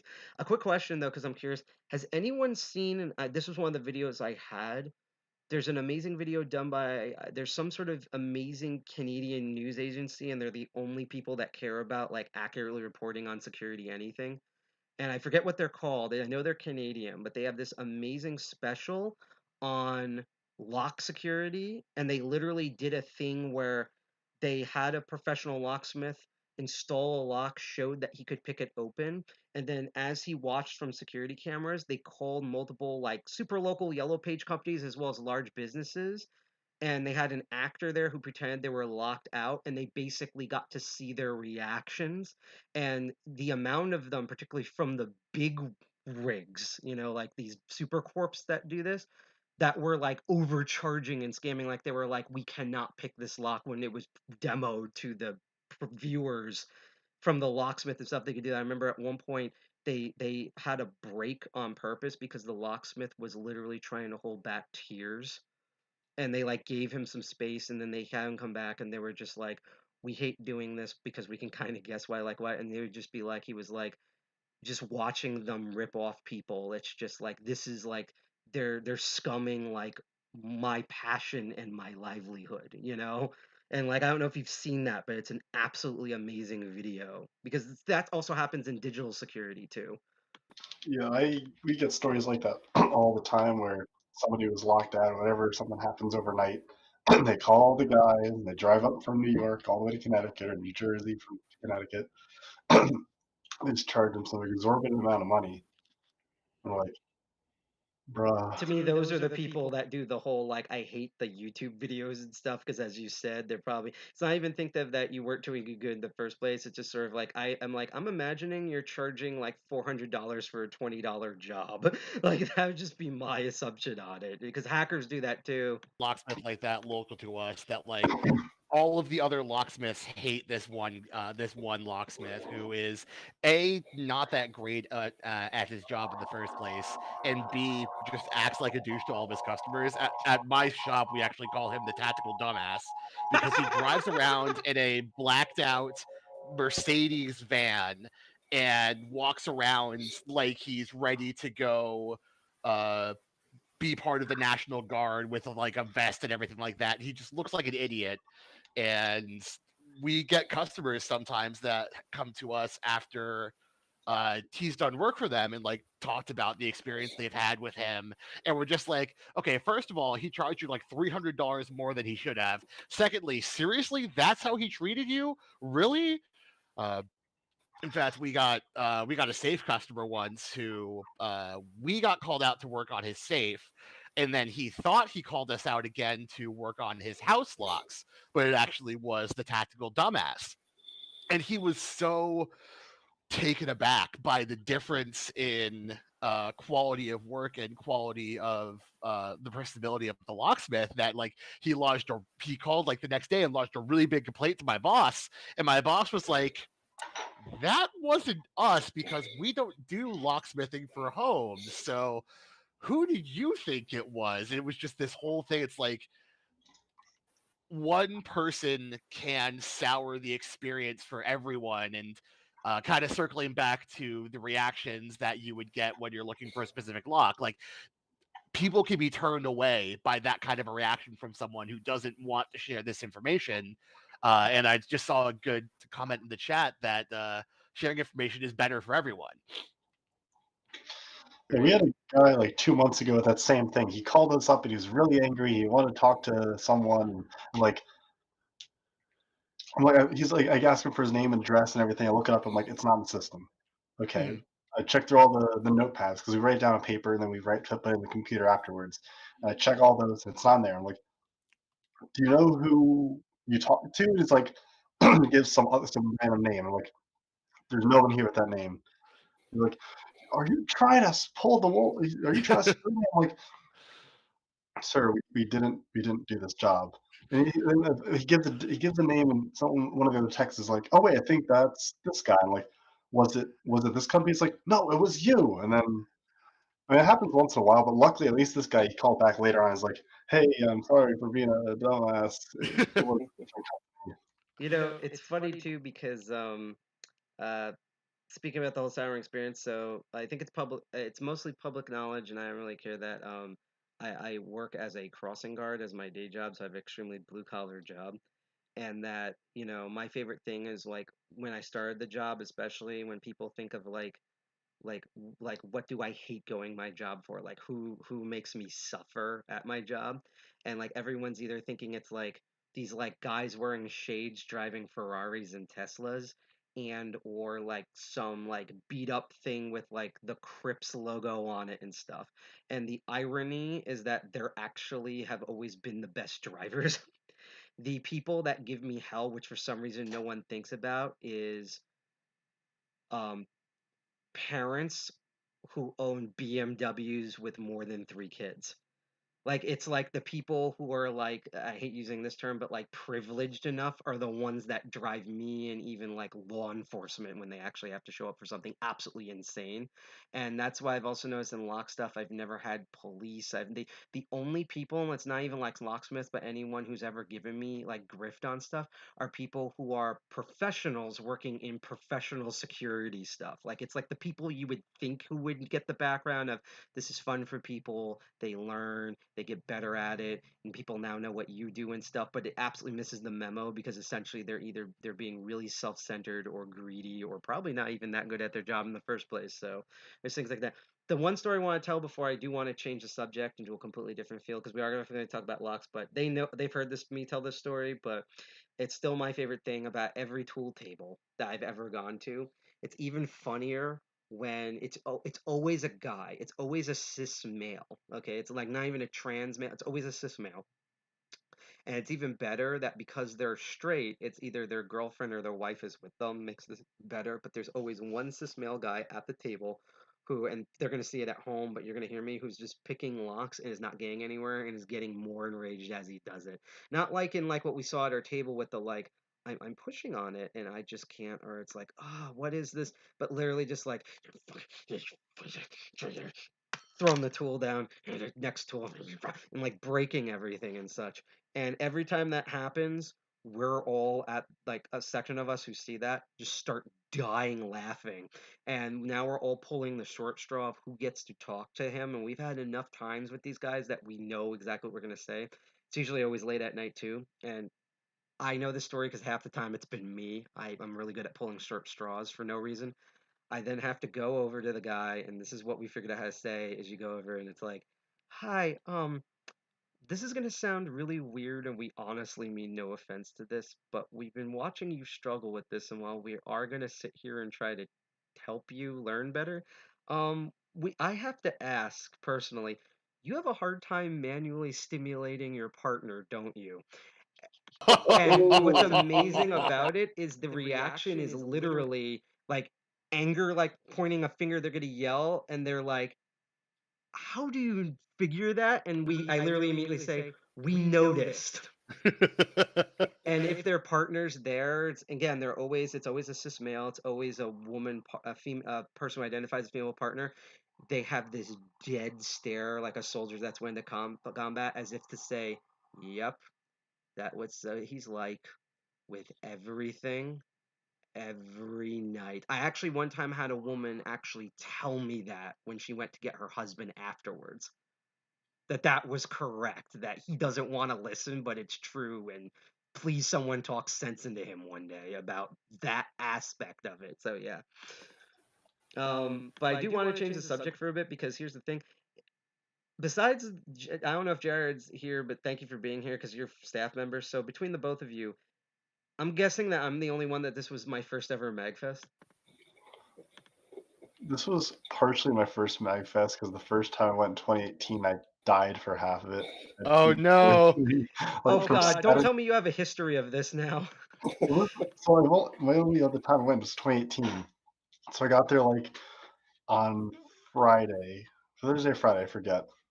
I think it was Friday. I went to a Hyper Potions concert, did a couple things at the arcade, Ooh, and I hosted a Project Diva tournament Saturday at like oh, 1 that's o'clock, sweet. or like 12 o'clock, and it finished right at 2 o'clock.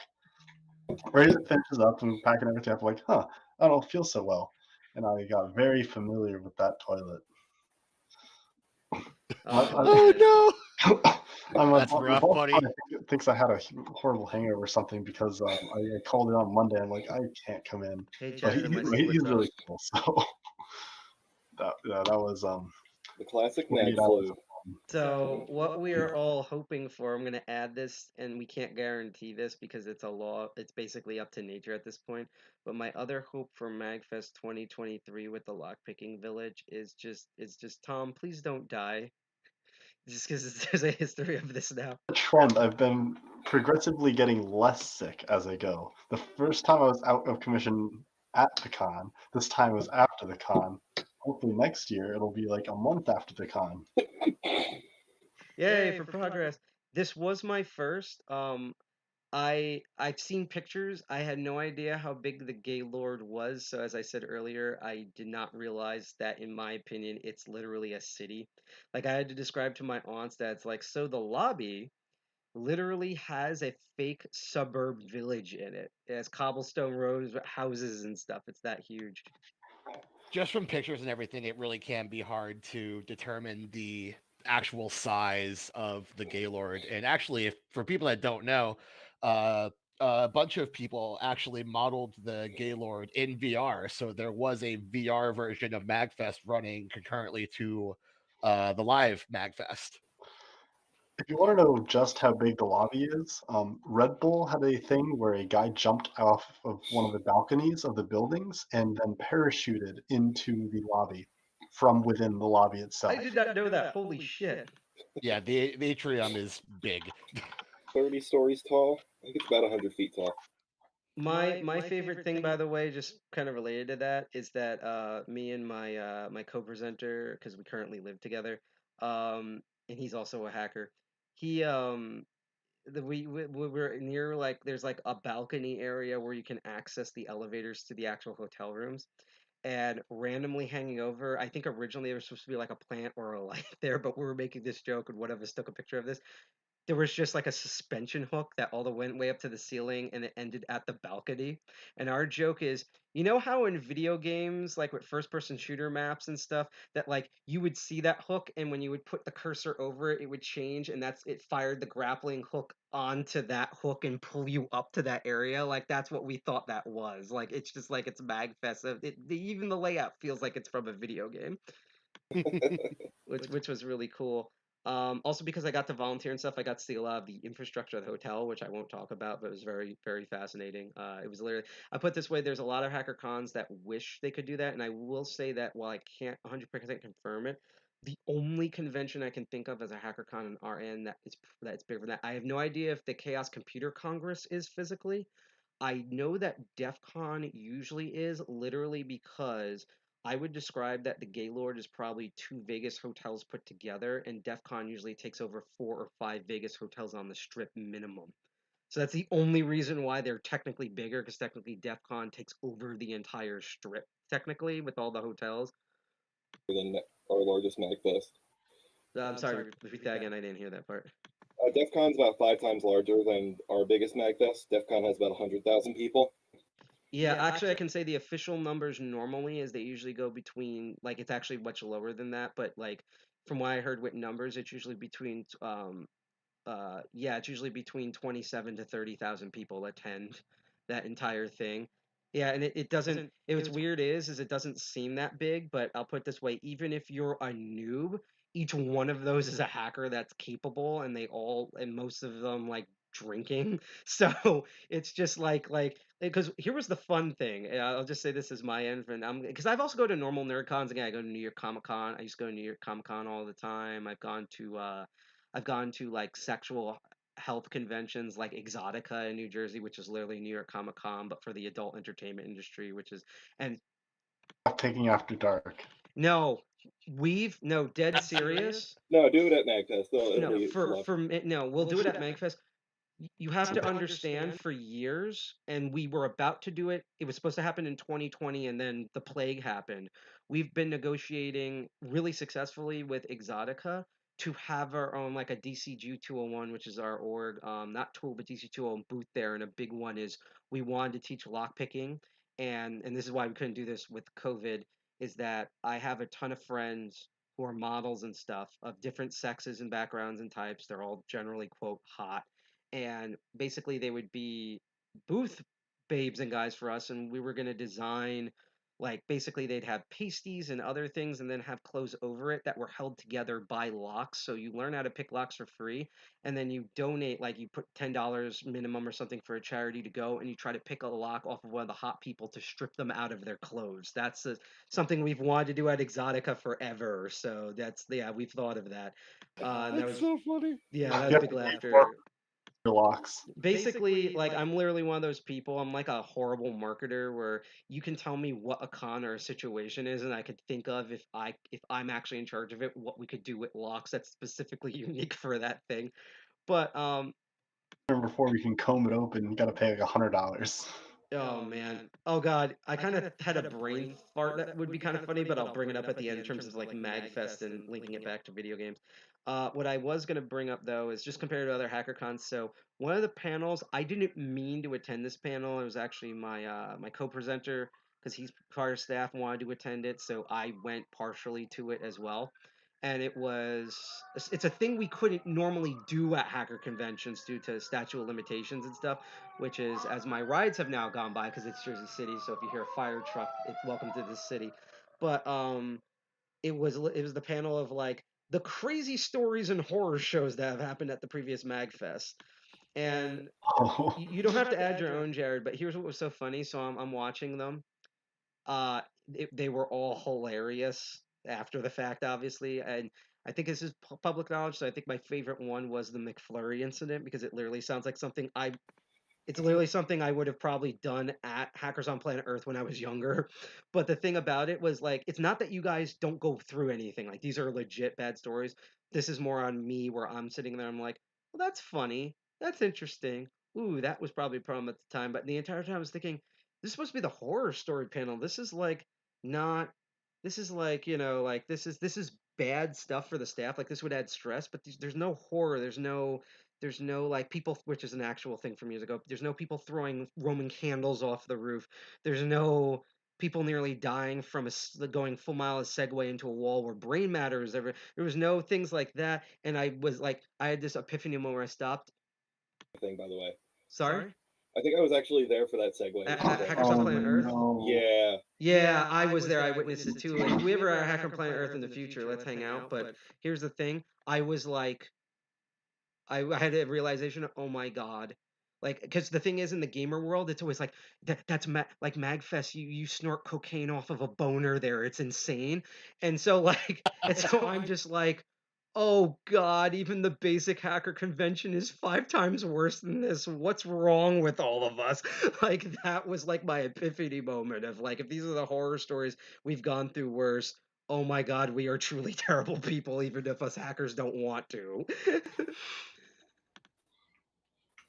Just wanted to bring that up, that it's not that the McFlurry thing is not bad. It's just like security, like Hope, for example, wouldn't have even batted an eye compared to all of the crazy stuff. And that's not to say we're better. It actually makes us look really sad. I'm probably going to get yelled at after this, but hey, I've been there multiple times, so on staff. So what can you do?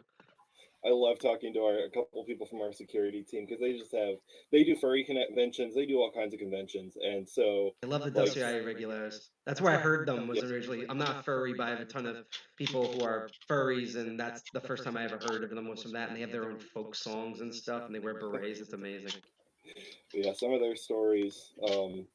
You couldn't actually do that idea of stripping people in the Gaylord, because they would have to have a full censor bar. Well, duh. And that's a Gaylord rule. You have a censor bar? Yeah, they're not cool on nudity. Yeah, so you can't just nobody can have exposed nipples, male, female, whatever. So, and you can't just put a pasty on it. It has to be a full, all the way around thing. So there was I remember this year there was a discussion in the security chat about like, somebody being like, yeah, I had to tell this guy that, they're going to tell him. And then there was somebody cosplaying as Kratos from God of War. And somebody was like, I just didn't have the heart to tell him because he's so like totally body painted really good. When the next day I saw him outside and he had a hoodie just like draped over, like just covering his pecs, and I was like, "Oh, is that for the nipple police?" He's like, "Yeah, yesterday they made me have a blue sensor bar across." Yeah. Oh, now see, that almost kind of makes it worse because depending on the type of blue, if they took pictures of that, like my favorite thing on the internet that started with a lot of hacker stuff is where like the Queen of England would accidentally wear green screen green, and it's like everyone load your paint program. So if it's a certain type of blue, I'm now afraid of like what did they replace his nipples with, you know? Be afraid. Be very afraid. I will say one thing that I'm actually shocked that my staff member friend did not tell me about. And I heard the story particularly later of how this became the meme, but what's now, and I'll explain this to chat unless someone else wants to explain it. The people doing the Colossus yell. Just roar. Colossus roar. roar. So let me explain it from how I saw it. I just showed up to the con and just what you don't know. So what would happen is you'd be walking around, I'm not going to do it nearly as loud, and you would just hear either an individual or small group of people just go "Ah!" like that, and then yeah, Ah! and then you would hear other groups do it, and it's like an echo. It's like wolves in different wolf packs signaling to each other, sort of thing. And legit, I thought of like it's gamers with anime icons. Furries are here. Guys dressed as maids are here. This is just a weird thing they do. Like, because like my expectation and what one person told me, and it's mostly accurate, is they were like, welcome to they were like, you're going to MAGFest? Cool. You're going to be in a live Discord chat. It's like a Discord chat that happens in real life. So I've been there as a gamer with the whole like that one video, okay, everyone, group howl. And I just thought it was literally like that until I wandered into the arcade museum because basically what I did was I just scoped out game stuff until I found Tetris of any form because I'm a giant Tetris nerd. And that's when I saw, oh, there's that. I'm like, oh, fuck, I played that arcade machine. And I'm like, yep, it's Colossus just yelling at that. And then what someone told me, which then made even more sense, is I don't know if it was the previous hotel, but one year they've apparently had that arcade cabinet forever. It's really famous due to multiple reasons, but I'm not going to get into that because that's irrelevant. But that apparently there was an arrangement in one year that wasn't the Gay Lord. It was one of the previous hotels or locations you had it.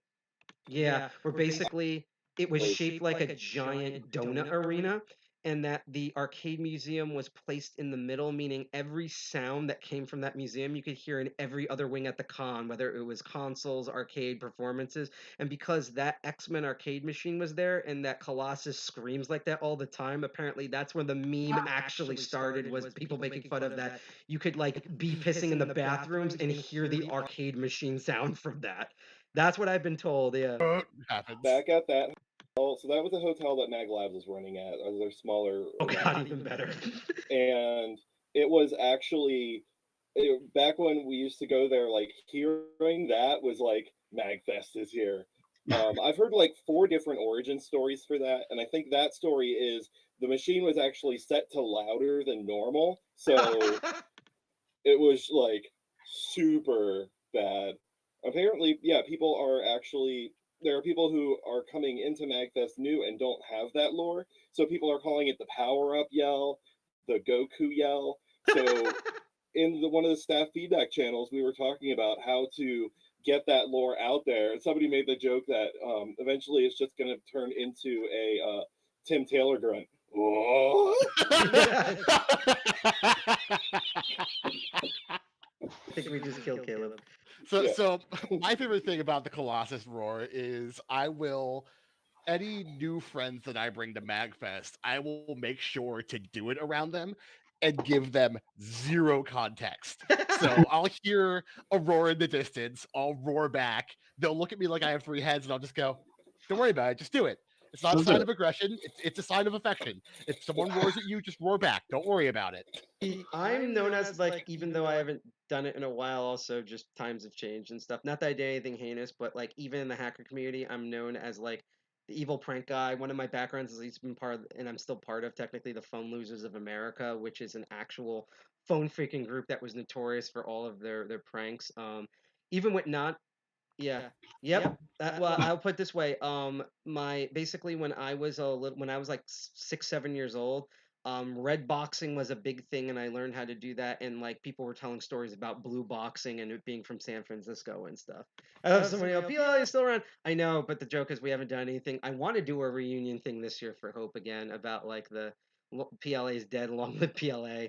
But the thing is that so people are known for me for that. And so for me, the way I would do it in the future, if I bring friends or like a partner or something, is literally attempt to like, even if it's by accident, plan around conversation. So it literally just sounds like, yeah, so about the food here you meet, and someone yells, and it's about the food, so it's price. Ah!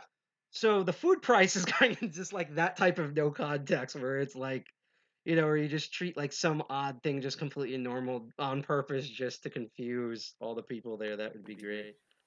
Yes, thank you for posting the website um, for Phone Losers. But what was I gonna? I do actually have a horror story from the last Mark Center one, and it's a story about how hacked our event is. I will put it this way. As long as you feel comfortable that you can tell this without getting in trouble from MAGFest, go right ahead. I will also point out that, as we said, I'll put it this way. I was so distracted, especially to be honest, at our panel for the cybercrime panel about video game hacking. I had ran into a thing where basically Ubuntu did Ubuntu and didn't copy the slides over. So my friend drove back to my apartment, sorry, my hotel, which was off-site, that was given to me by a friend, and drove back. So the first 35 minutes, I had the videos, so I just talked about it and did it. And then the last 15 minutes or so, we actually had the slides, covered points. And we actually brought up that normally, like what we did at PAX East, we would have a Ponagachi, and we literally program and design it so it's just like the device name and like the first 2 digits of like the MAC address, and that's it. And we told the security staff at this, and basically it's like, and I was actually happy. It's like, oh, you treat this as secure as a hacker con, and basically tech ops was just like, we're dying anyhow, just trying to get this popsicle stick to run. Just please don't do it. And like, here's why, and that's how we would know, and it would kill our bandwidth and stuff. So, and I don't know if they asked us or they were afraid we were gonna do it anyhow, but we're like, okay, and we didn't do it. So I'm kind of vaguely familiar, but I'm now very interested in hearing the story if you're comfortable with sharing it. Yeah, it's fine. So MagFest has actually run. We do have a lot of hackers, a lot of people that are regular attendees of Hackers on Planet Earth. They've gone to Chaos Community Club, etc. And our tech ops are basically, they make miracles out of nothing. So the Mark Center is a 30-story tower. 30 stories? Yeah, it's a super tall tower in Alexandria. It's like 15 minutes from the Mark Center. From the Gaylord. So MagFest was there from I think 7 to 9. Then when we moved to the Gaylord, they were like, okay, if you guys want internet, it's gonna be $Texas. And we were like, yeah, we can't do that. So we ended up setting it up so that we got our internet through like Comcast to some house in like a housing development that had line of sight to the Gaylord's shipping dock. So we had a dish on their fence, a dish on the shipping dock, and then when we went back to the Mark Center, we were like, we've already got this internet connection, let's get it over there. So they ran it to another dish on a different roof at the Gaylord, and then aimed that dish at the roof of the Mark Center. And so it had like 4 different hops for this thing. As we're trying to get the internet set up, they were having a bunch of issues with the aiming of the thing. So it was like this event went Friday to Monday, or Friday to Sunday. It was like Friday morning. We're trying to get this together, and Tech Ops is like, somebody's got to go back to the Gaylord and mount and adjust this dish. Now, there was a huge thunderstorm coming up. So one of our Tech Ops staffers is trucking it to get over there to literally race this thunderstorm. Like, it's starting to come down as he's standing on that roof. And they finally were able to get it as it's starting to come down. And he made it back, and it was like, it's more of a hero story, I guess, but it was like, yes, you are the man. I am going to give you everything you need. But when I first learned about this whole dish beaming between hotels. It was like, these people are absolute geniuses and madmen. Oh yeah. Honestly, the only way you could have made that, and this is why I thought you were going with it, because that's still amazingly awesome that they were like triangulating between two dishes and stuff. I legit thought you were like, he's driving through the storm, he gets to the dish, adjusts it, and he gets struck by lightning while adjusting the dish, because that I would have expected that at like DEF CON or Hope for that to happen. That was a very real concern. Oh yeah. Yeah, the staffer who helped out with that got many props for that one. How Yeah. many people try to pen test the MAG network? Because I saw some message about that. It's like, please don't try to test our network. We will find you. We Probably just a don't. lot of eyes looking at me since I have the dedicated hacking panel, but yeah. Definitely not as many as would be at even like a small hacker con, but yeah, there were a few that did it, and we've got people watching the whole time, and Like, what do they even try to do? I have no idea. They were just doing a port scan. I can tell you a funny thing for me, yeah, is that the funniest thing I had at the between my con and the offsite hotel. So I brought my Nintendo Switch with me. Everything could connect to the hotel Wi-Fi except for the Nintendo Switch. And at the con, nothing could connect to the hotel Wi-Fi or the staff Wi-Fi but my Nintendo Switch. That is still a mystery because it was mainly the page loading. Although I like to think this is semi-public knowledge if you ever tried to connect it, so I honestly don't mind saying it. I already knew that they were doing something nuts in order to get the staff. I think it's the staff. It's one of the two Wi-Fi's to work because when you went to connect it and your browser opened in order to interface, you had to be acknowledged and pass. It's basically like CDC does this all the time. It's like, oh, I'm gonna check the Chaos Computer Conference, and it's like there's a major certificate fail. This might be run by the Mushroom Mob. Do you want to continue? And like it was that type of alert in like Chrome where it's like, okay, and click, and then it went to the login page. Um, but like that's what I knew. And also I also knew that particularly this year, and bravo to Tech Ops for doing this, even with stuff not working or shortcomings. I kept hearing about this mythical tech ops. I even saw in the hotel the little plastic signs over apparently the two rooms that they're in with like there's like one that was green, one that was red. And what makes me laugh is that when I was doing volunteering, I had nothing to do Sunday, so I volunteered all day Sunday. And when I was assigned to the market space, I actually ran into because I saw the lanyard and everything else. I was like, "Ooh, finally a tech ops person." I kind of saw them at a near distance, and I went to like ask them of, "Hey, I'm on downtime for. Do you need anything locally?" And then I saw his face, and I like looked into his eyes, and my brain just went. And my community will get where I'm going with this. I'm like, here's a person who's been staring at Oracle backend for more than 72 hours straight. And like I was Oh, just oh. that's I've seen that face. Like in my opinion, he might as well just came back from Iraq. Like it's like that type of I have friends that come back from Iraq. It's that same face. Yeah.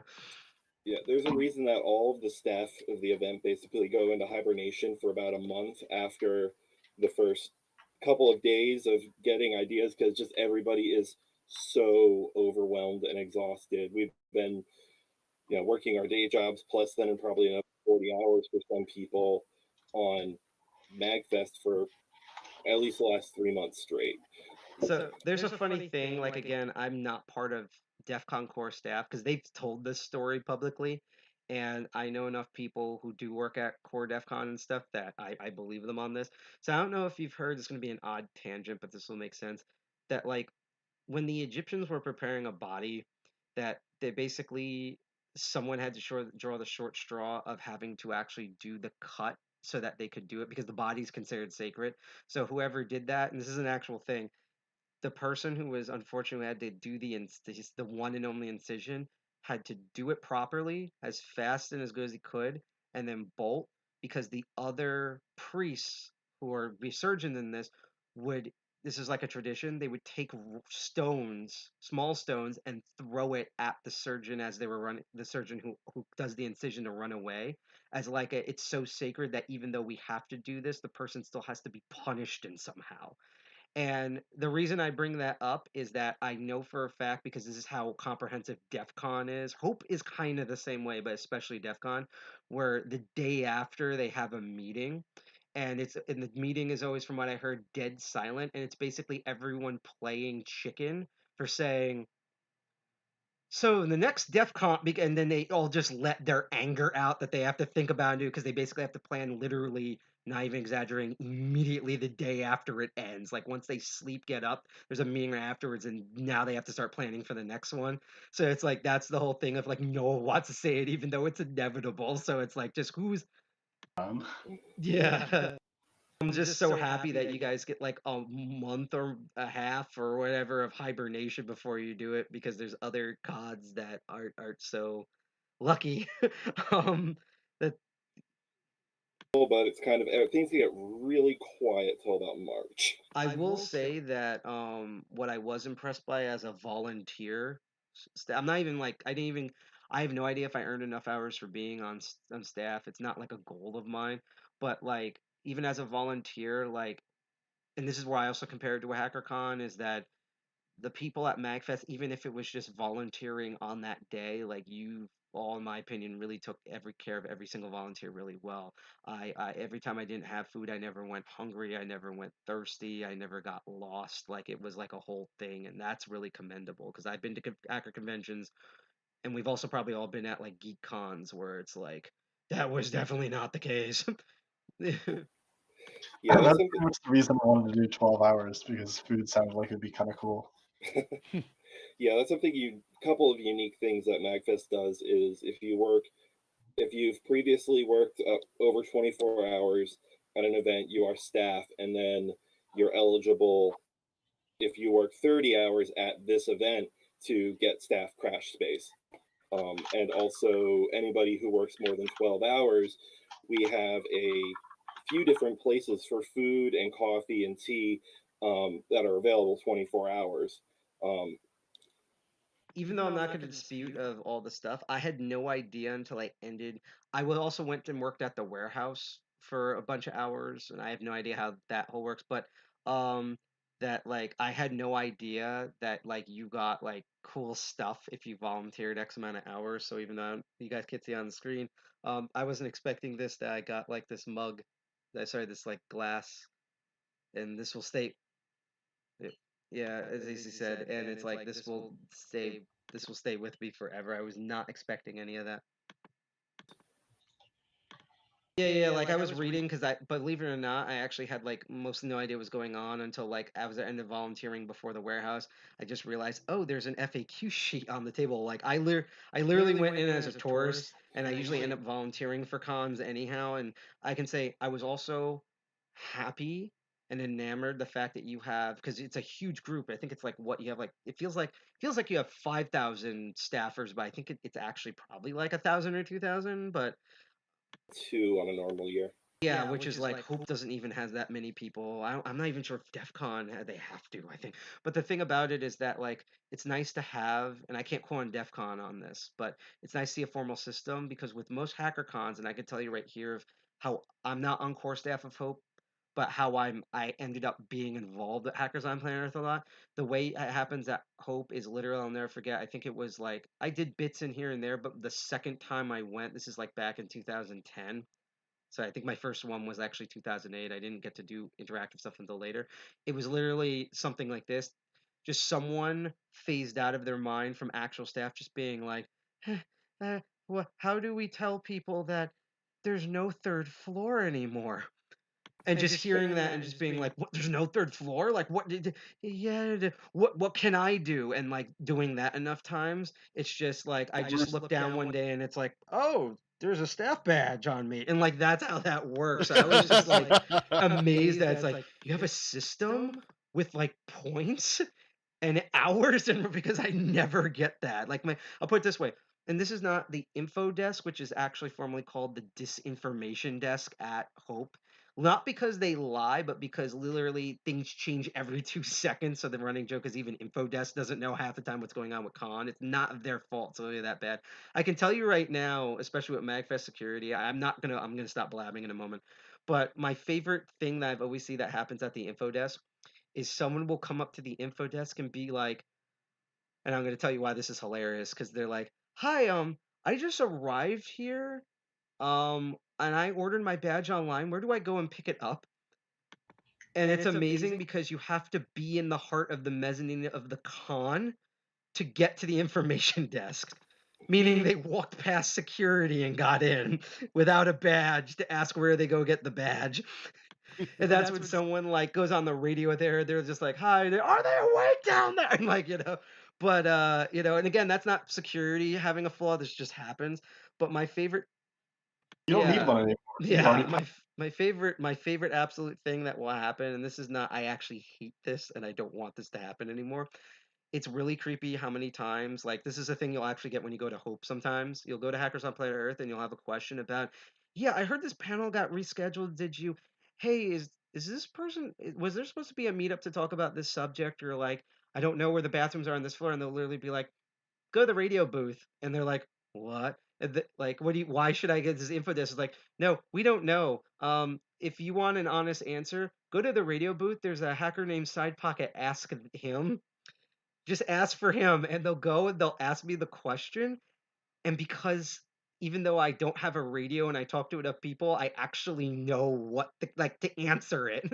And it just annoys me of like, I'm not even working in information. How do I know more than this? Can you stop 1 year? Can you stop just sending me people? Because that's my main thing is I work at we have a I don't know if MAGFest would ever even think of doing this, but it used to actually be a radio station, but we run an online radio station the entire con, and it's even more nuts than the con. A bunch of people who work tech ops at MAGFest actually run that or help run that.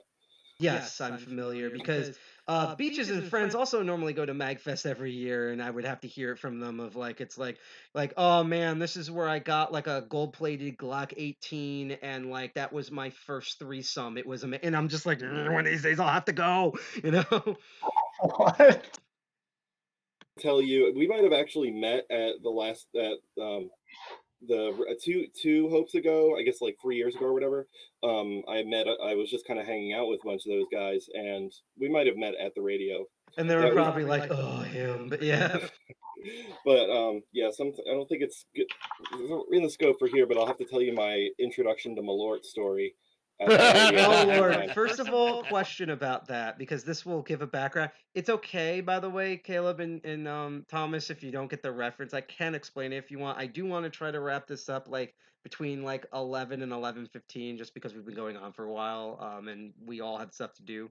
I'm enjoying myself, by the way. I honestly could do this till like 3 a.m. in the morning, but we already did that MAGFest. I don't want to.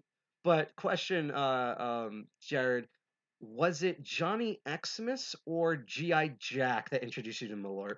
It was Johnny Xmas.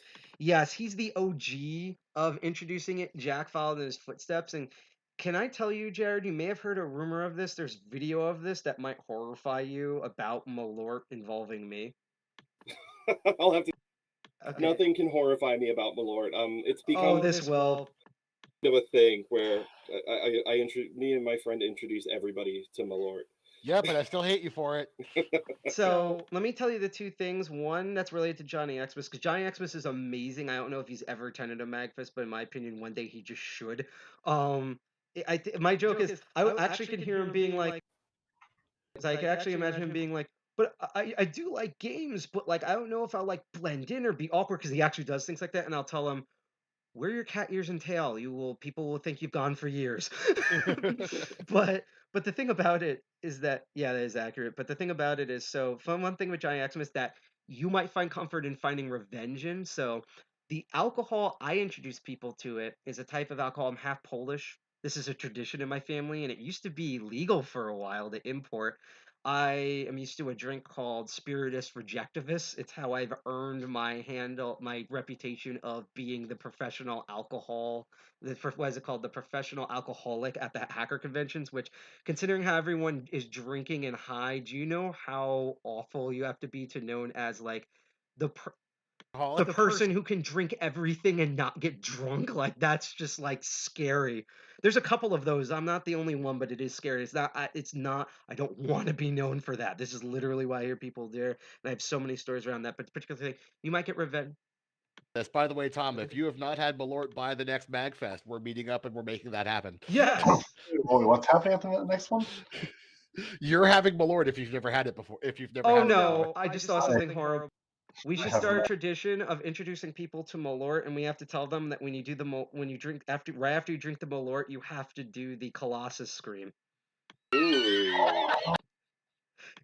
Yes. Because we have a tradition of introducing anybody and everybody to Malort. Awesome. So, Johnny Xmas will be proud, but I think I have something that'll get you that is proper revenge. So for all of you who don't know about Spiritus Rejectivus, and I'm not endorsing alcoholism, Twitch. Actually, I should share again the donation thing because I've been lackluster on that, just to see if we're still running on Twitch. Yep. But that just so if you're unfamiliar with the drink, about like, well, because I have to guard the drink because people will literally think if I leave it unattended in my area, in my room or whatever, that it's just vodka, and they'll pour a full shot and drink it. It is 97. Well, I'm trying to remember this. It's 92% alcohol at 197 proof. I can drink 2 shots of it every day and not die, thanks to both experience and my genetics, to be honest. Because I know this because we have Eastern European hack, both who were born and raised here, but that's their ancestry, as well as people visiting. And I literally one time, I'm not going to say who it was. It was someone who was born and raised here, but it was was raised here, but originally from Russia, and it was his birthday, and he did the whole thing of everyone does a Spiritus Rejectivus shot, and I was the only one that didn't, which is usually what happens when people drink it. Most people is they do a shot and instantly throw up like it's Epicat. We'll do a shot and instantly become drunk, or my favorite, we'll do a shot and immediately pass out. And when I mean immediate, just like gloop, boom.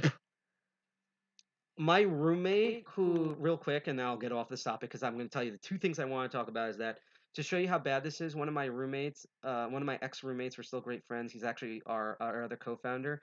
He's a biker, and he's been drinking for years. He's the other drinker. I introduced him to this stuff when he tried his first ever full shot. He was standing in our kitchen, and he literally stood there as his face turned from red to purple in the span of 30 seconds, and then ultimately turned on the water in the sink and put his head underneath it with his mouth and just drank water for 5 minutes straight because it's that bad. And that's not me saying, "Oh my God, look amazing." I'm not proud of that. It's just that's what it is.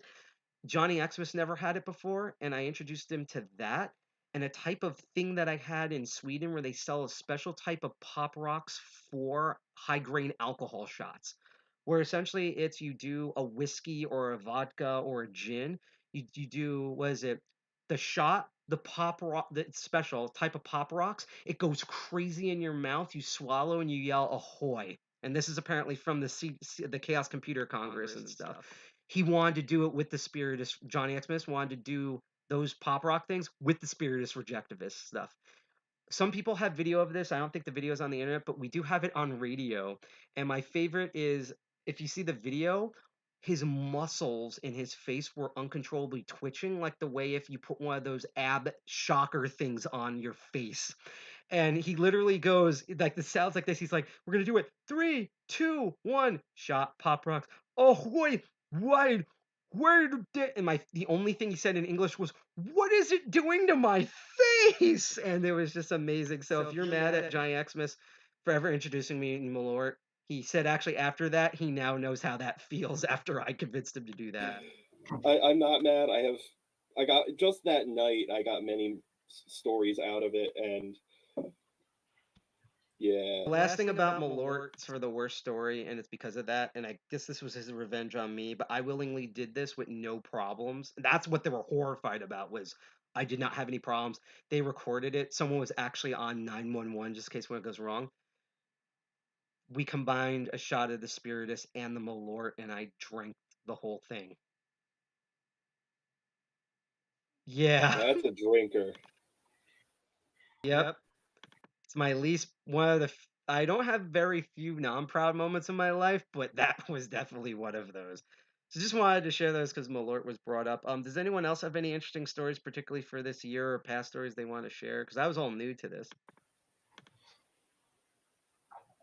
I'm surprised I didn't get some crazy plague that killed me.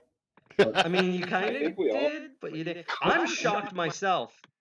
Symptomatic, then not COVID. I don't know. What confused me is, except for room parties, and I remember thinking even if I get invited, I wouldn't go. And great idea, because it seemed like the actual horror shows was those room parties, including the cum room, as Kotaku loves to call it. But even because I know them that they just reported that literally because the word cum room was involved. Yeah, but the thing is that um what's crazy is almost every single thing you listed as so far being like contact tracing, I was there for. And I didn't have rapid tests, but I took a test before I came in and it was negative.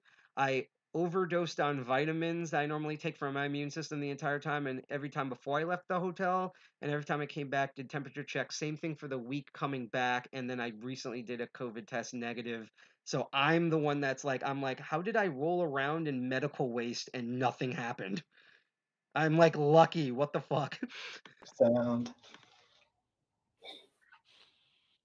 My new thing from coming back by really quick is I bought my first ever Zippo lighter. And the funny thing is that you have to, in order to repack the cotton balls, you have to remove like the bolt with the spring. And you should have seen my laugh because I'm like, oh, this spring looks like a really long lock spring. Literally, the piece of metal at the end that it uses, and I kid you not, because I took another one of these and put it next to it, is literally a driver pin. It's a standard driver pin. That took me by surprise. But yeah, is there any other MagFest stories? Because I have a couple little minor ones, but I just figured I'd give it to the floor. So knowing full well that alcohol is not allowed on the expo floor, and it's very much discouraged to be I was on drunk out in security for public. that, so I'm very aware. No open liquids in general because we have expensive equipment and angry people that own it. Yep. One of my favorite games to play in the arcade is Killer Queen, and if you've never played Killer Queen, it is a super duper fun 5-on-5 competitive game where you can win by either getting the most berries into your side of the team, killing the enemy queen 3 times, or getting a snail to your side, which is the best kind of victory there is. It's like a huge cooperative game, and from what I understand from what I saw the horror stories at MagFest panel, it's also probably the most common arcade game that people at staff sleeps on. So yeah. That doesn't surprise me. My first super that I was at like midnight or 1 a.m. I was in the arcade playing some of the Killer Queen, and the team that I was with, it was just me and 4 random people, had a thermos on our side, and we were just passing around and taking sips out of it because we were all thirsty. And the thermos gets to me, and I'm like, yeah, sure, I don't care right now. I'll just take a drink. And it was just straight gin. So we were just handing around a thermos of gin, playing some Killer Queen, and having a great time. And I couldn't tell if it was the alcohol or actual skill, but we seemed to get better the more we drank, which was awesome. That same MagFest, I went to a panel later that night. Maybe it was that night, or maybe it was another night, about sea shanties. And it was just people singing sea shanties and screaming at each other in pirate ease, and it was great. Sat down next to a woman who said, hey, do you want to play a game? And I was like, sure. She goes, I have 2 bracelets. One of them is filled with water, one of them is filled with cheap gin. Take a pick. And I lost, and I'll let you decide what losing is. Oh Lord. Spoiler alert, it was the cheap gin. Oh no. I'm convinced both bracelets were gin. One of my favorite things is that I was also monitoring social media the entire time, even though I feel like I was trying to basically retweet any relevant tag at MagFest I thought was humorous. I even got to be a part of that. I'm trying to get it on Twitter because it's actually difficult, but on our Instagram, I kept running into what I keep feeling like was the best moments. Like there was a lot of people who were like, this was planned and they were there for this, and I just randomly showed up. And the 2 that stuck out of my head was accidentally running into the huge gathering of people who cosplayed as contestants from the Legends of the Hidden Temple. I was just about to bring that up. Which yeah, I'm mad about because what I left at home, and I'm actually going to bring it next year, even though it's probably not going to happen, is I actually have a Legend of the Hidden Temple t-shirt that I've worn on this stream before. So I'm just like, why did I leave that at home? And seeing that they had like replicas of the medals and the silver monkey, and if I actually knew that, because apparently this was planned, a planned LARP. Yeah, I would have totally came as one of the temple guards just for that. It That just would have been amazing. like not harass them, but pretend to like yeah.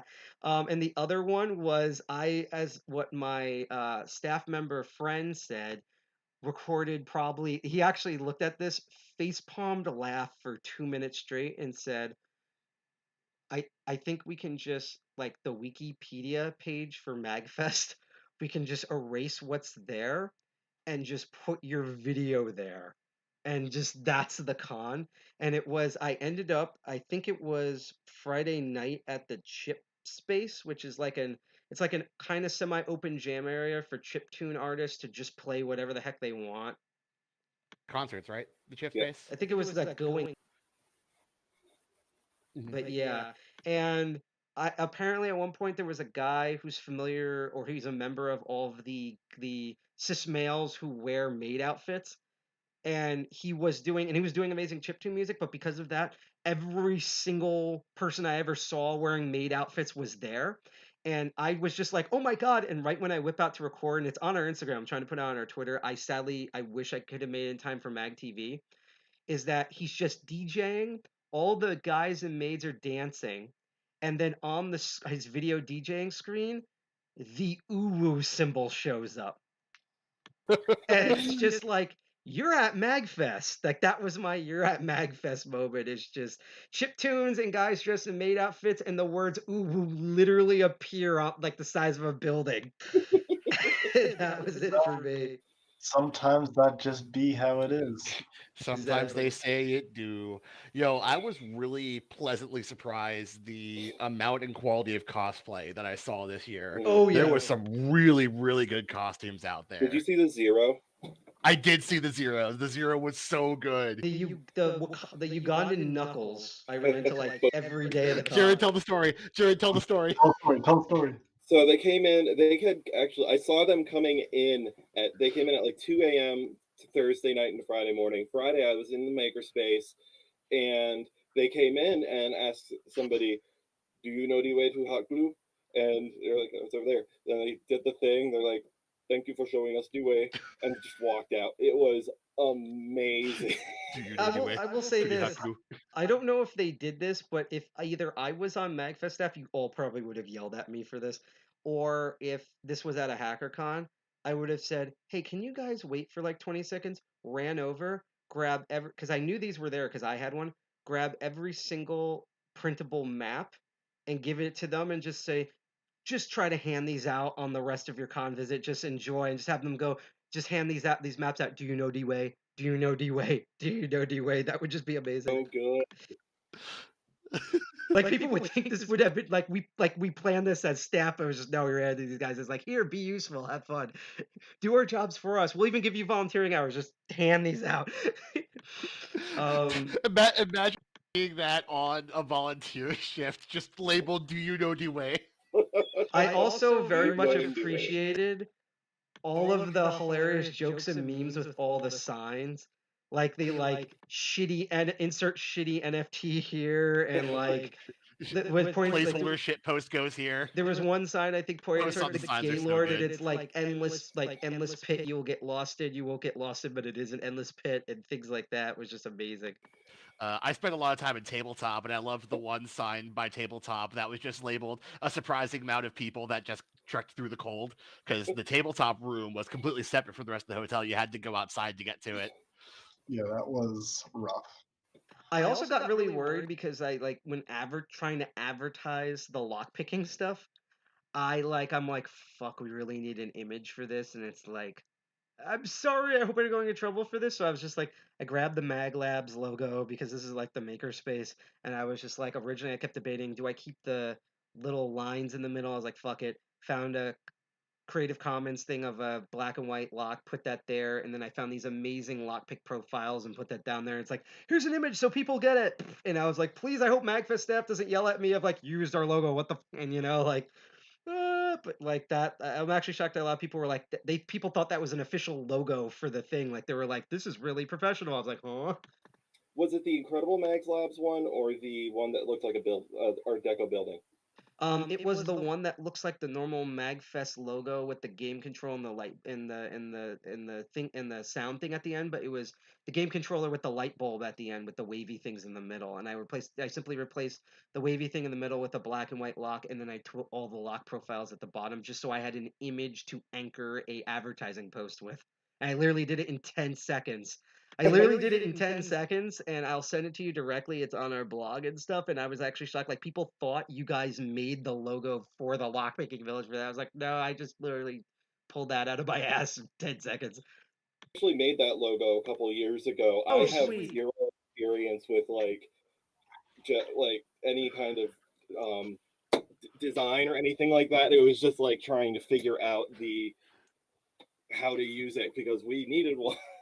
So Man, if only I knew about that during the soapbox Thursday. I think it was Thursday night. Tom could tell you about it when I was just like exhaustedly shilling the panel during the soapbox. I could have just had that above me while I was just rambling about locks and getting the time wrong because I was so tired. If I was broke and I was more prepared, because again, usually I just don't go to MagFest because I'm broke between December and January, and then I have all the money in February.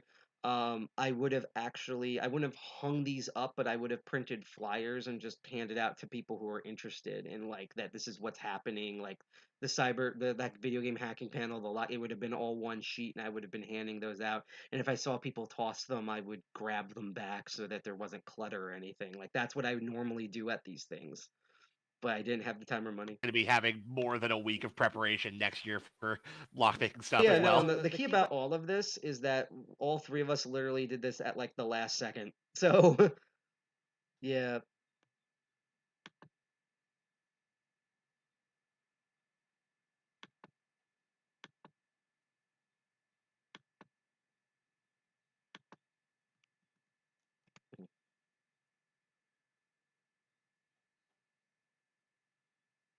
on behalf of the MagFest Makerspace, I just want to thank you guys, and I really look forward to continuing to work with you guys all on all these crazy ideas you've been talking about and making even better things happen. Some wild stuff in 2023.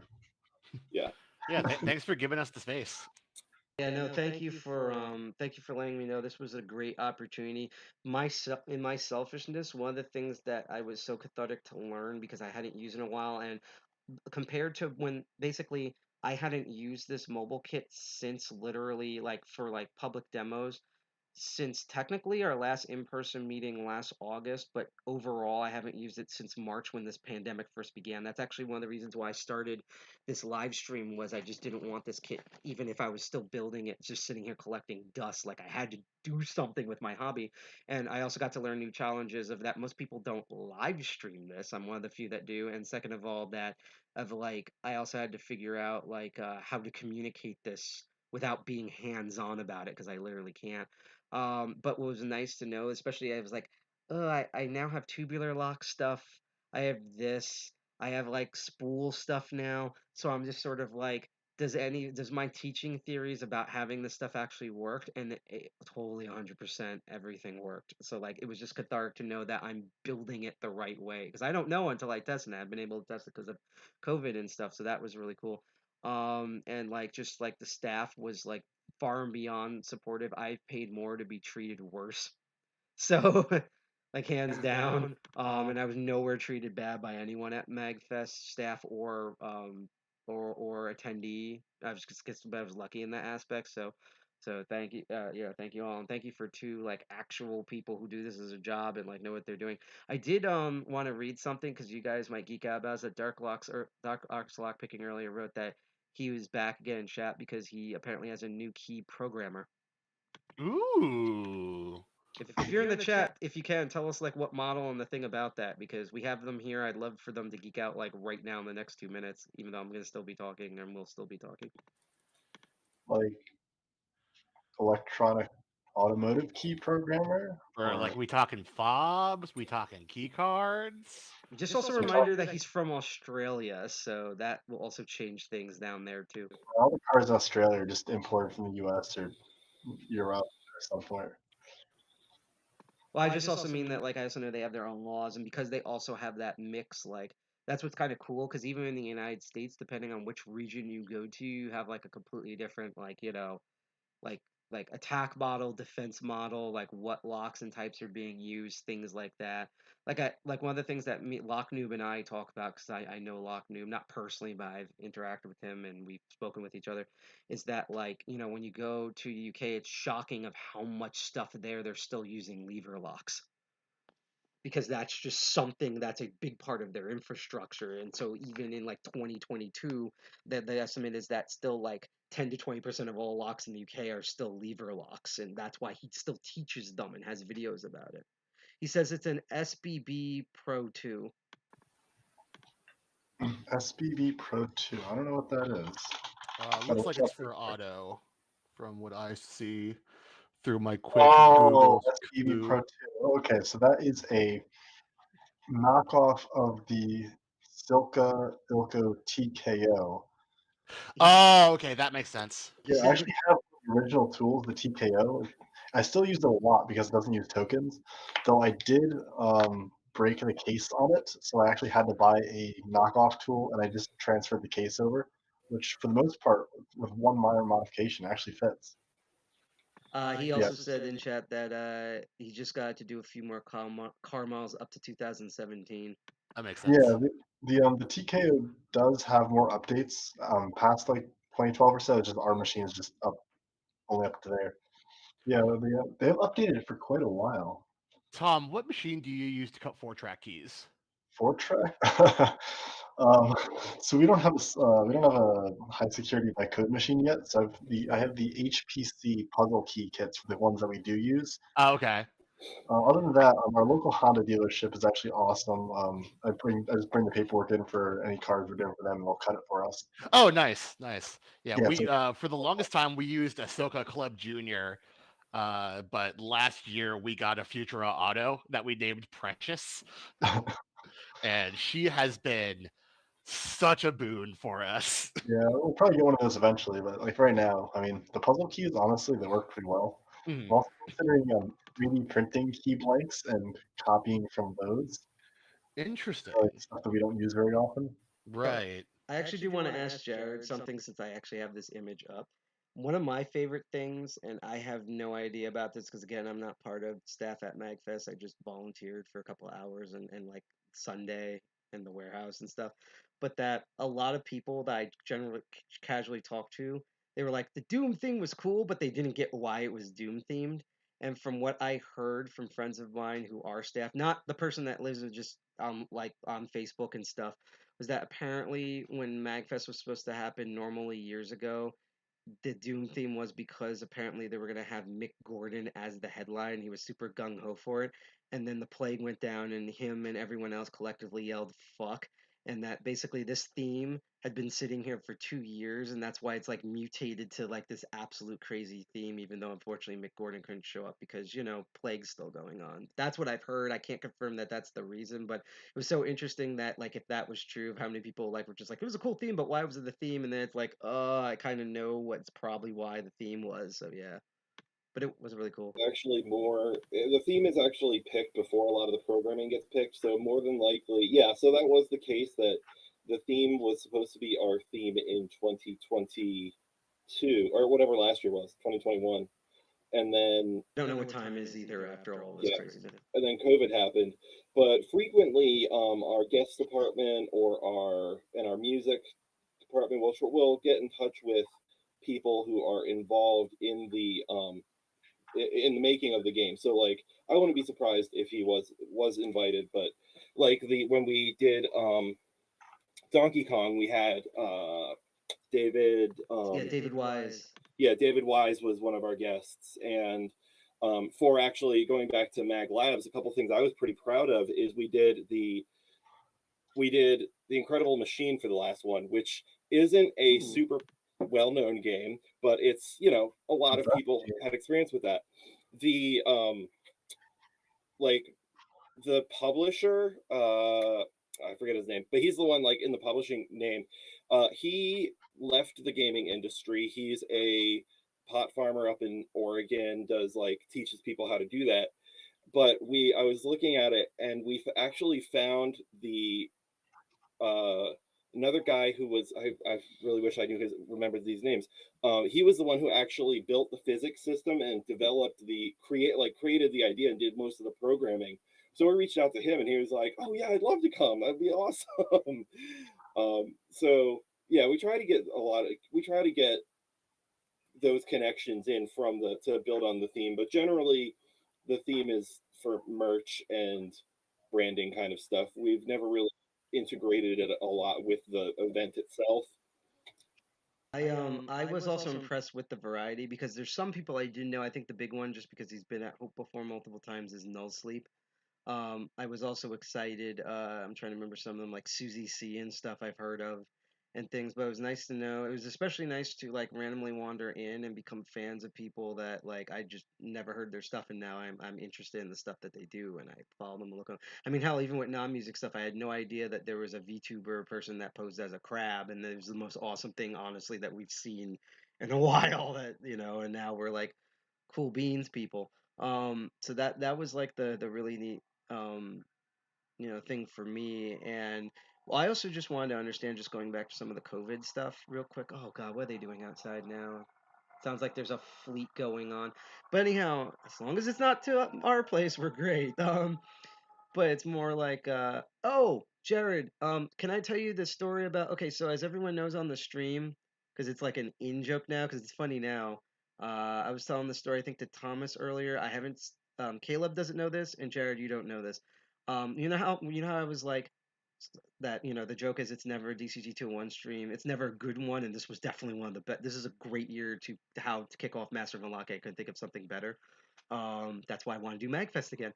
Um, that and I actually have something to say about that later. But that was like, I still have to set up stuff. Like, you're not slowing me down. So if you have tech issues, like, take your time.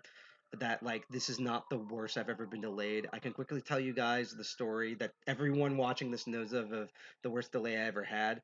I had a stream last year where I was supposed to do my normal thing at 8. I was actually ready. Like, it was one of the few times where, like, instead of being like 5 minutes late or something, I was on time, ready to hit record. Sorry, hit stream. I'm so glad I didn't. And basically, an alarm went off in my building, and I'm glad I didn't. I stopped and went to go check it, because essentially what happened was due to a bunch of bullshit that happened between our building and neighbor building. My building was being overwhelmed with carbon monoxide, and I actually absorbed a bunch of it, because you don't realize it's happening. Basically, you slowly get tired until you pass out. I didn't realize that was happening to me, and everyone thought I couldn't say what it was on the stream. I told everyone the following stream 2 weeks later, because it's every first and third Saturday of the month we try to stream. This month's just been weird, about what happened, and the stream afterwards. Because what I did was, when everything was all clear and ventilated and the firefighters were done, I went back on and streamed, but I'm still suffering through carbon monoxide poisoning, knowing that I'd have to go to the doctor literally the next morning. And so, like, people could see, like, I had a hard time picking open master number threes. At times I couldn't feel anything. My hands were shaking. And so, like, people thought, like, they were like, wow, you're really dedicated to this, because basically you, like, nearly died from poisoning, and you're still like, no, I'm streaming this. But that I chose that, but that's like the biggest delay was, instead of streaming at 8, I ended up streaming at 10:30, because of that whole incident where there was fire department here and police, and PSAG had to go in the sewer and everything. So this is nothing. Again, it's like the MagFest horror stories, where it's like, feel like, oh, my Chrome browser doesn't work. That's nothing compared to what I've actually been delayed for on this. Um, the thing I do want to mention as a thing I would like to do, yeah, see, Dark Arts is like, it's like Telltale game. I remember that. Dark Arts Lockpicking will remember this. Um, but what I would like to try to do next year, now again, I know there was issues with like internet connection stuff, but if we actually show up to the Lockpicking Village and it has a connection, I would totally bring my probably new at the time streaming laptop, load up our stream, and just like it just be like a hands view or something at one of the tables, or like anytime we presentate, and just like have the stream running all the time of like, this is the lockpicking thing. And MagFest doesn't have to advertise it. I would just run that to just be like, if you aren't here, here's just some of the crazy lock stuff that's going on, for like an hour a day or something. That would be neat. Do have MagFest has several Twitch channels. We normally have a few different things going on with it. So and the like famous VR chat, which was exactly how it looked and sounded. yeah, um, that I thought that was one of the coolest things there, the VR chat Gaylord. That was awesome. And actually, so as the side of that, so they set up a portal in one of the like registration desks at the hotel, and it was across from one of our jam pods. And jam pods are just taped off areas in the hallway of the convention center area where a DJ can set up and DJ for a while. People can bring their keyboard, bring, whatever instruments they want and play for half an hour. So they had that right across the hall from one of them, and a DJ was playing. And the first time I walked past, I thought, man, this seems like it's really like it might be feeding back or something like that on them. And then later on that night, because they had a camera and a microphone, so you had two-way communication. Later on that night, I saw a longtime staffer named Dom, who is incredible keyboardist. He was our executive director of the company, was on the board for a while, and he just likes to jam. He'll jam anywhere, anytime. And he's setting up at like midnight Friday night. The next day, and he was really jazzed about this, like, oh yeah, you got people asking for making requests and things like that. So the next day I saw him, I was like, hey, how long were you out there? I played till 6 a.m. He literally stood in front of VR chat and jammed for 6 hours. I'm pretty sure the chat was eating it up because it's exactly like I'm not gonna lie and say that one of my amusements on YouTube for like the past year and a half now are these like because I'm part of the LGBT community, so I'm very familiar with this. I can only describe them as these femboy VTubers, where they pick these anime 3D bodies, and they're like cis guys. Some of them also might be transitioning to another sex, but basically they pick these like really obviously like voluptuous anime bodies. And I remember when I finally walked by that area, and I was like, am I mentally gonna prepare for this? And I saw it there, and it's like, yep, it was literally like 18 femboys and M Bison. It's like, yep, that's VR chat. Yep. I was just like, huh? But I was like, I've seen enough. I follow enough VTubers like this, like Benji and stuff. That I was like, this is what I expect from VR chat. But yeah, I'd like to, if we have more time, be able to coordinate that. Maybe we would be able to get it on like a dual stream, or at least make sure that we have the right equipment to get a stream going. There's two regrets that I have, and I actually realized one right now for me personally. One was that, so I have another show that's going to happen this Saturday, just because even though it's a day after a meeting, I try not to do these shows during our meeting weekends, but it's just the scheduling and stuff. And it's called Crypto Barons, and it's our semi-controversial show that I do where I talk about cryptocurrencies, blockchains, NFTs, all the stuff that people hate, but it's literally about the tech around them, to the point where we literally have episodes where, for example, we're like, Brave browser, why it's mostly not a good idea, and like this thing, the obvious, like this is why it's a scam, and that's like the entire episode. Like we did one, like because they had to change their name twice, I had to cover DM that eventually became Libra, that's Facebook's own cryptocurrency, and explain why it's a bad idea and attempt to run the testnet. So we do that, and the episode, it actually happened to fall under what happened at MAGFest. Is I've been meaning to do an episode that's just like, hi, this is going to be a bullshit episode, but it's going to be fun for all of us. Here's an episode where we talk about virtual currencies that are not cryptocurrency, because people think that virtual currencies only exist as cryptocurrency, and that's like the first one ever is Bitcoin and stuff, but it's gone longer than that. So I want to cover beans and Linden dollars and World of Warcraft coins and stuff. And the last thing I was going to cover was the endpoints, which were completely new to me about like what these things were and stuff. And now my co-person, who I might not have them on the stream, but I might have this. They have some previous year ones. I was unable to like try to win one of these things because I would have loved something physical. I eventually, when I volunteered and they put me, one of the places they put me was in merch. I didn't realize that merch is kind of in control to some degree of that whole thing. And I told them about the show, and they were like, "Oh man, we're wrapping up. We wish we had time for this." And I'm like, "Yeah." And they actually even said like next year, if you're doing a similar episode like that where you just want to cover mag points in every way, like we're the people to interview. Like, you will make time and you can go straight to us and we'll actually have the points there and show like a pre-recorded thing that you can air, you know? So like that's one regret. And the other thing is next year if you have the VR chat portal again, I'm gonna go to the VR chat and ask if they want to learn lockpicking and teach it to them. That'd be really cool. Yeah. Hilarious. Let me think about who you might want to reach out for endpoints. Maybe able to get some. Okay, because somebody. I am gonna do probably the episode unless I have to delay it this Saturday, so I can do without because they apparently had info sheets about them. They let me keep those and stuff like that, you know. So and that's actually why originally I was gonna request some for my panel so I could at least take one back and show them. But I thought maybe I could earn some, and I entered 2 tournaments and failed miserably at them. Actually, not miserably. The Pokemon Puzzle League, even though I'm decent at panel Depon, I miserably failed at. And the guy apologized to me because he's literally like a lead tournament person in that, and because it's completely random, basically, it was just true. This was my first ever panel Depon technically tournament, and I got paired up to LeBron James by accident. Like everyone knew that going in. He felt so bad. He actually tried to play bad on purpose and still bodied me like completely. And you know, and he was like, he actually like felt bad. He was like, "I'm so sorry." And it's like, no, I just wanted to do it and try. The one I actually lost him was neck and neck at, which is funny because this is actually a meme in that community. Was the new Tetris tournament, which is great for 2 things. I actually asked people if I could take a picture of everyone just watching and take it because I would love to do an element of this at this would be completely separate from DCG21 at MAGFest, potentially maybe years from now, but as a separate project, nothing to do with DCT 201.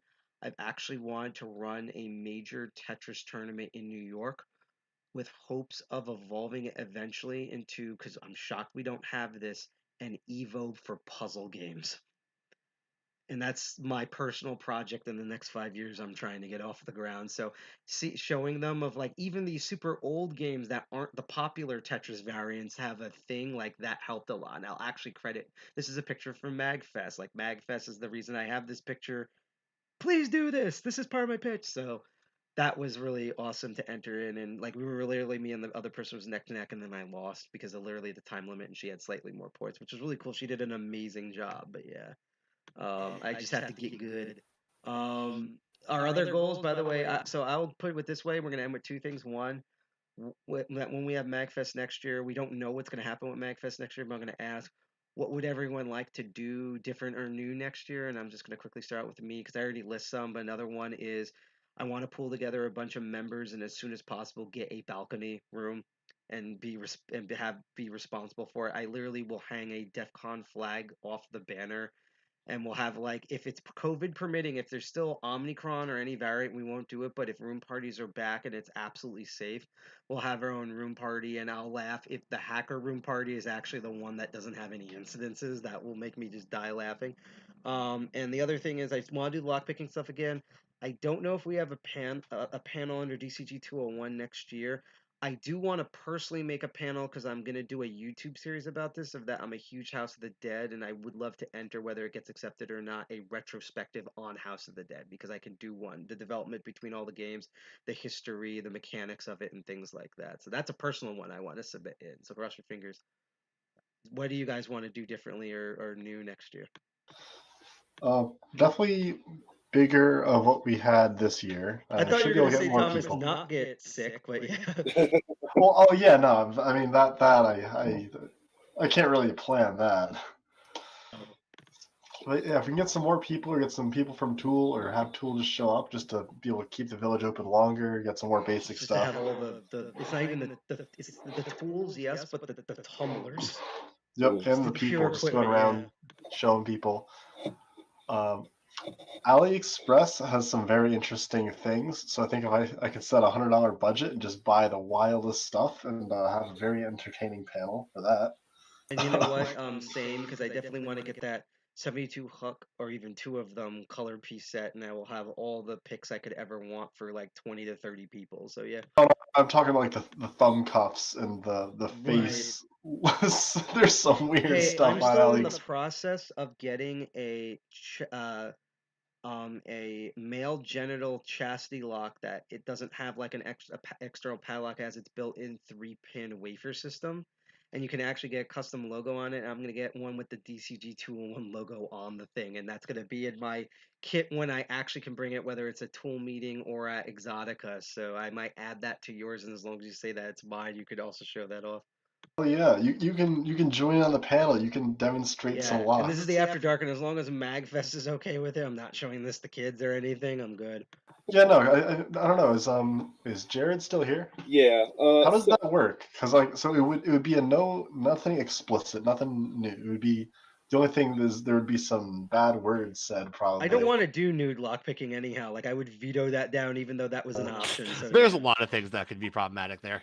Yeah, we do have 18 plus panels where we need those are later at night. It would be a matter. I mean, if we do it in the makerspace, that's my room. So just between me, Joe, and Justin to figure it out to decide how to do it. I'd probably want to go over what you guys want to do and kind of run that past. But I mean, given what John St. John's panel literally involves dildos now, so yeah, it probably wouldn't go that far. I mean, well, actually, there might be. I don't know. We don't know what they're going to invent, and to be honest, now that I get commercials for Kwikset has been scaring me with the promotion and the amount of products that they want to make, particularly how many things they can put in with Bluetooth. So we don't know if someone's going to come up with like an 18-inch titanium dildo that uses a 12-pin simplex lock system. So we don't know until that comes out. I mean, if it's a simplex lock, all you need is basically a screwdriver to defeat that. So. Exactly, but still, a screwdriver. Oh, I see. Hey, got him. Yeah, that's why I had to do the warning, by the way, at their intro to lockpicking panel, because I arrived late. That was my fault. That even though I literally had cars in front of me, that was my fault. But that I had to say, like, to get this out of the way, because you've all in the chat have heard me do this on the stream, and I've wanted to make a counter for this. I'm like, I can literally try. I've even heard people who volunteer at Roots Asylum, which is the kids section of DEF CON, they have to warn about this, that we can try.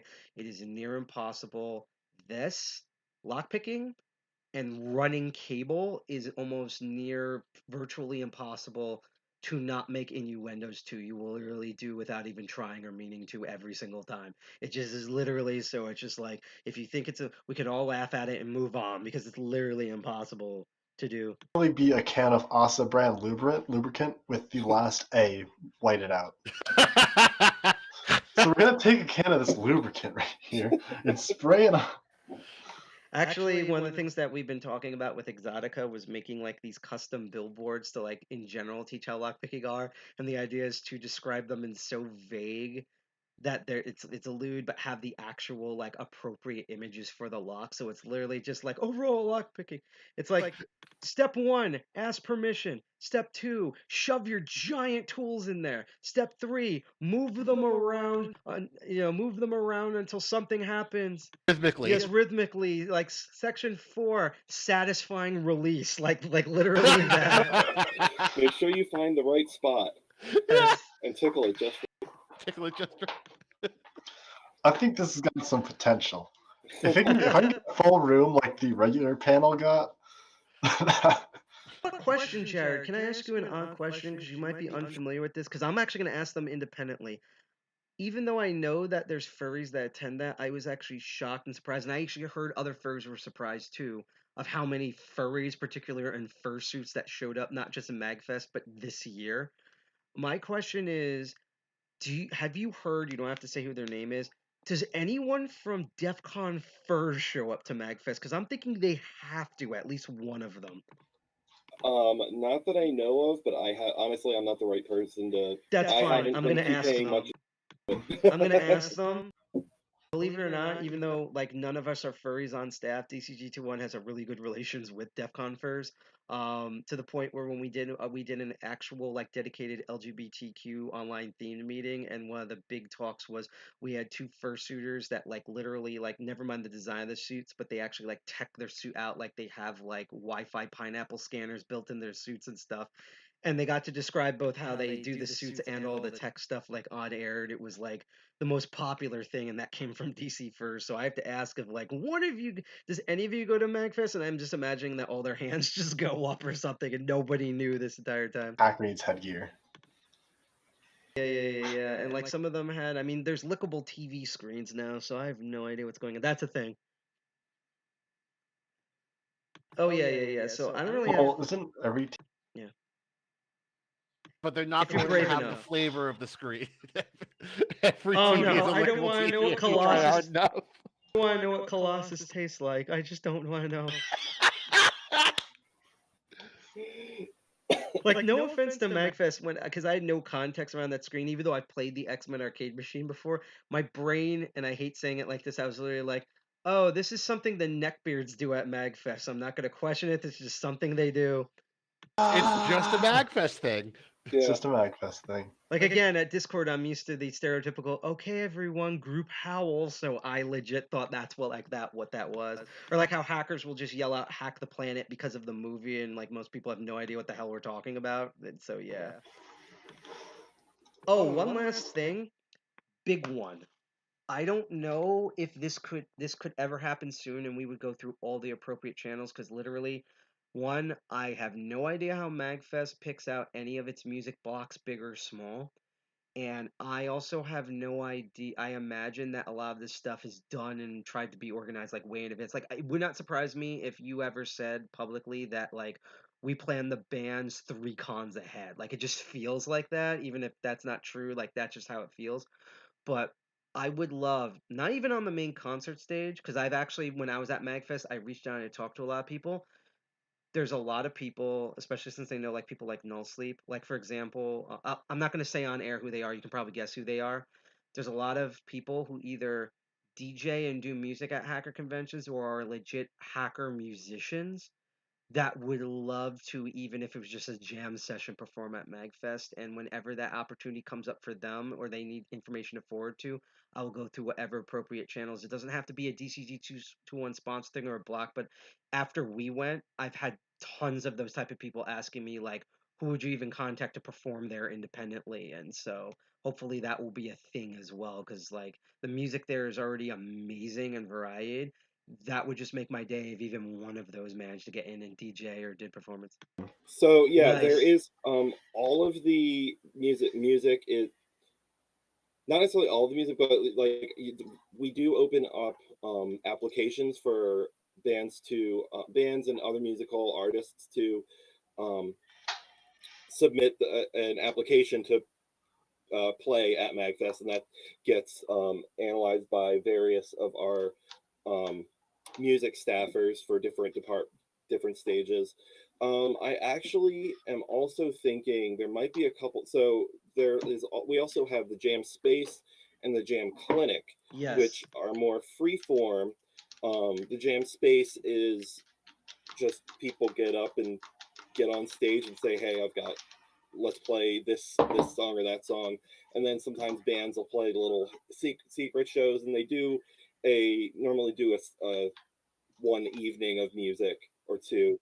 And then Jam Clinic is a lot more guided jams, so they'll have lead sheets on the screen so that people who maybe don't know all the songs, they can still get started and learn how to solo and like practice their soloing, things like that. But in both of those, they do occasionally do small sets, and I think I know some people who may be interested in that kind of thing that I can get you in touch with as well. I can tell you my personal things in terms of the music there. While there were certain people, I will tell you my saddest thing, and I hope that they come back to MAGFest because I'm a huge fan of theirs, especially as a fan of this series. I was really disappointed. I understood why. I'm not complaining. I was so disappointed that Kirby's Dream Band canceled. That was like the super. That was I was like bummed. that was my like that to me. That was that would have been for me personally. That was the headline performance at MAGFest. Like, that was to me having the Grant Kirkhope or Mick Gordon or something was that. And I totally understand why either you guys had to do it or they had to do it. Like, I'm not mad. I just hope like I'm like one of these cons they'll come back. But now I have ability that every day every con I will go just thinking Kirby Dreams Band will be there, and one day I will actually see them in person. But I will say that If they aren't, I think they're one of those bands who, even if they aren't there performing officially. There's a bunch of bands that will just do set up in a bunch of jam spaces, jam pods throughout the weekend, and basically do like secret shows. I think Kirby's Dream Band tends to do that. I know Super Soul Bros, they tend to do like, even if they're playing on the main stage, they'll still do like 4 other sets. They just love performing, so they just do it constantly.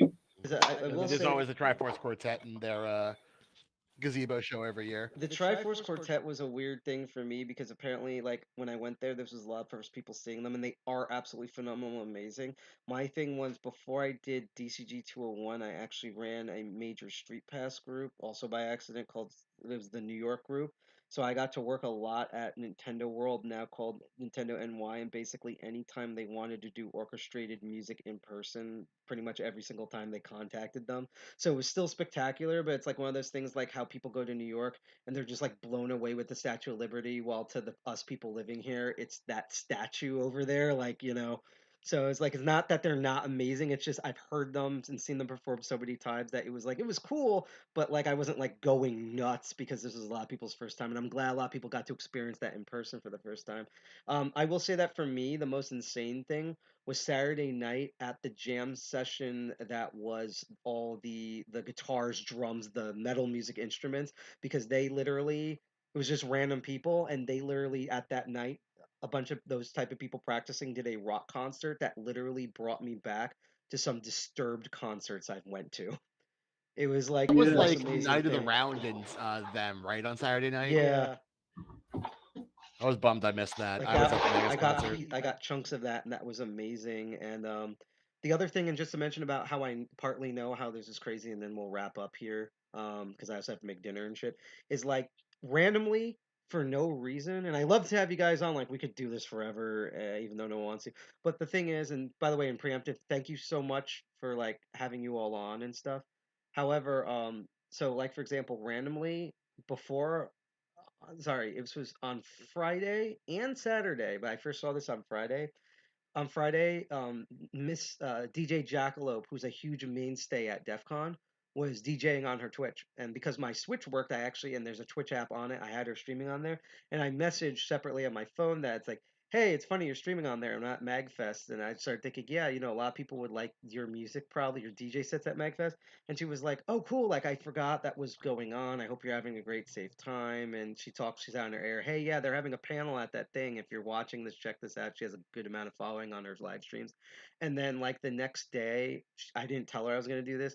We were just like, hey, whether you're like side skip out at MAGFest and you couldn't go, or you just like want to try something new, um, we have a hacker DJ, and I haven't heard drum and bass here, but she's doing drum and bass. Here's the link. And I got to see parts of that live stream, and she told me later there was people who literally wandered in who were like, "Yeah, I'm at," like in her chat. They're like, "Hey, I'm at MAGFest because I haven't seen drum and bass.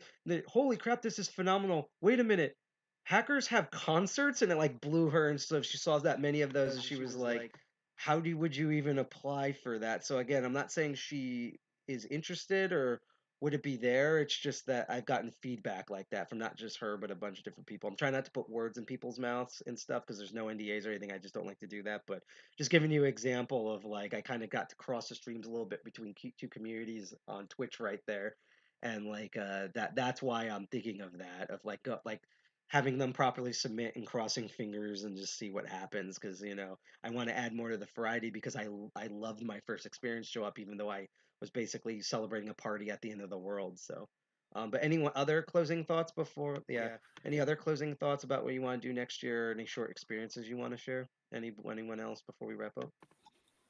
Locks or con related doesn't matter. Hack the planet. Ooh. What's gonna be? We need a lock version of that. What? Fuck! I actually know what the lock version of it, even though it's no. It's here's the meme. This is the lockpicking lawyer, and what I have for you today, and that's it. That's the thing, yeah. This is the Counter-rotation lockpicking lawyer. By the way, I'm not gonna name names, but we have make jokes about like we know he's married. This is all respects to his wife, but like if we're gonna go there mentally, considering how good he is with his hands at lockpicking, can you imagine? And we're just imagining him just being like literally going down there all right, I click on 1, counter rotation on 5. Like, you know, it's just funny to think about using that phrasing in that Writing a lawyer in Bosnian Bill is a bad idea. Actually, can I tell you the thing that I've suggested in Tool that all three of these people hate? I've actually been like, if we ever do a LockCon, have Lockpicking Lawyer, Bosnian Bill, and Lock Noob show up, but I want a panel that's just an hour of all three of their wives in the same room just talking about their experiences being married with them. That's what I've wanted. That would be the best. So that's where I'm evil, and now I'm gonna get like terrible hate mail from Tool for this. Anyone else? Fantastic. I guess I'll round up by saying, Jared, thank you so much for providing this opportunity for all of us at MAGFest. Like, I literally was going to cancel our panel, literally due to like what I thought was logistics, just because, and like that literally is what convinced me to went. And even though I knew the risk and stuff, I'm still glad that I'm super glad that I went. It was more than what everyone actually hyped it up for me to be in my friends groups for all the years, and I can't wait to go back. Oh yeah, no, Dark Arts Lockpicking, if you haven't seen this, Jared, or anyone in chat or watching right now, every April Fool's, I look forward to Lockpicking Lawyer's lewd video for April Fool's, where he talks about like breaking into his ex-girlfriend's back door and his large snake and things like that. I just love that. Wife's beaver. If we also plan on doing a panel at No Guarantees at Exotica. The idea was to have a booth and then do a panel about whether you work in the industry, consume porn, or you're an adult entertainer, or you run a group of like things you could do for your own privacy, how not to get like hacked in general and stuff. And we actually talked about that when we test the audio and video for our slides. We're actually going to play one of those lockpicking lawyer videos, because I'm sure none of them have ever seen it, and I think it's just a great way to just test it by just a lock person talking about on purpose innuendo, lewd stuff that all makes sense in locks. But yeah, thank you so much, Jared, for this opportunity for this. I thank you so much for not only Tom and Caleb for helping out, but like it was literally like, I know this gets thrown around, sounds like exaggeration. It was literally an honor to work with such two professionals that even if you weren't in locksmithing as a profession, um, that like it was just you two were so professional. I honestly couldn't think of. I felt like I was working with Tool. That's the type of professionalism I got. So I couldn't think of two better people for support. So thank you so much. Absolutely. Yeah, and Anytime. thank you for helping out with that. And We're going to keep it being part going of it. too. We're not stopping at this. Can't stop, won't stop. Nothing stops this train. You've met the professional parts. Now you get to see the bullshit. So wait, I thought this is the show. Everything's bullshit. Season 201. We're from New Jersey. Everything's bullshit. So I'm gonna wrap up. I always do with the final thing when I have anyone else besides me or our own staff on, which is this is shill time. If you want a personal thing to shout out, or if people want to bug you for questions about locks, or you have a cool thing coming up, this is the time to share them now. If you're looking for a job and you live in Southwest Connecticut, we're looking to hire someone that wants to learn locksmithing. Same thing in Eastern PA. We also could use someone who wants to learn locksmithing, or if you're interested in moving heavy things, I could use a partner for safe moving and delivery. You can get paid to learn your hobby. Yes, right? and note also, you get paid to learn your hobby, and I mean like learn, not the, even though it is education weird bullshit that I do. Anything you want to share, Jared? Yeah, just keep an eye on if anybody wasn't able to make it to MAGFest, keep an eye out for the next couple of weeks. We're going to be starting to upload some of the panels that were recorded, the concerts. Keep an eye out on MAGFest social media. We'll be normally we start to announce things around April about what's going on. And yeah, my show is MAGFest. Yep, and it's a great chill. And I just want to note that I'm so excited. I'm very patient, but I'm excited for that YouTube video because it was honestly, our panel went really good, and we were just so distracted during this that, like with PAX East, we normally take a picture of the audience, and we completely forgot to just show like this was the room, or like a short video of everyone laughing at this clip. So I cannot wait for that YouTube because it was basically the sequel to our PAX East panel. It was honestly better in my opinion. And yeah, I can't wait to submit more stuff for future years. Last but not least, here's an odd thing because I'm still working on this for PAX East and they're notoriously hard to contact. I don't know if you know what this is, Jared, but would MagFest ever be interested? This is probably something I'd be talk Tex Op about, but I know you have the LAN room. Would you ever be interested in actually hosting a Hack Fortress tournament? So we had actually been, yes, it is something we would be interested in. We had kicked that around for Mag Labs and it didn't come through, but it is something that it would be very interesting to do. They're notoriously difficult to contact. I was actually going to ask ShmooCon or DEF CON themselves if they could put us in contact with them more properly. If you know how to, contact me privately afterwards. That's fine. I'll just go through those two official channels, and because it's one of those things where I've asked them online and they've said yes, but they're notoriously like hard to contact for. Like you would think the Sky Talks and like the Skeevy stuff would be, and just it's like, oh, it's just some video game tournament hackers do, and they're like, you think. I honestly feel like when I finally contact them, I'm gonna find like Jimmy Hoffa's body or something. They're like that levels of elusive for some reason. Again, thank you. Yeah. Like the name of a guy who knew a guy or something like that a couple of years ago, but never went anywhere. But yeah, that would be super cool. So again, thank you so much, Jared, for having this opportunity for us to do the lockpicking stuff and for DCG2 on the panel, even though I don't think you were involved in that, but just thank you for that and all the amazing hard work your staff do. I got to see it in person, whether I was attending or volunteering. It was absolutely phenomenal.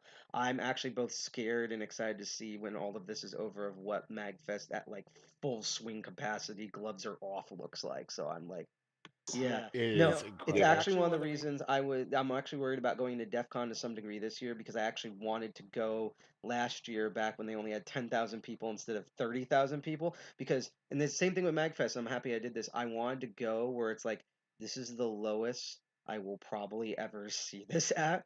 And I'd rather go in with those swimmers and learn the deep end than it's like, hi, well, you've attended MagFest where everyone's dressed, where all 100,000 people are dressed as Donkey Kong throwing coconuts at each other and doing the DK rap for all 3 days straight. Like, I didn't want to be that my first experience because I would be like in a fetal position the entire con. So I'm glad I got to see it like this. 3 overload, retreat to room Okay. and That's what the cry. quiet room is for. Oh, Exactly, literally, that's yeah. the quiet room. I will say that out of actually, I'll put it this way.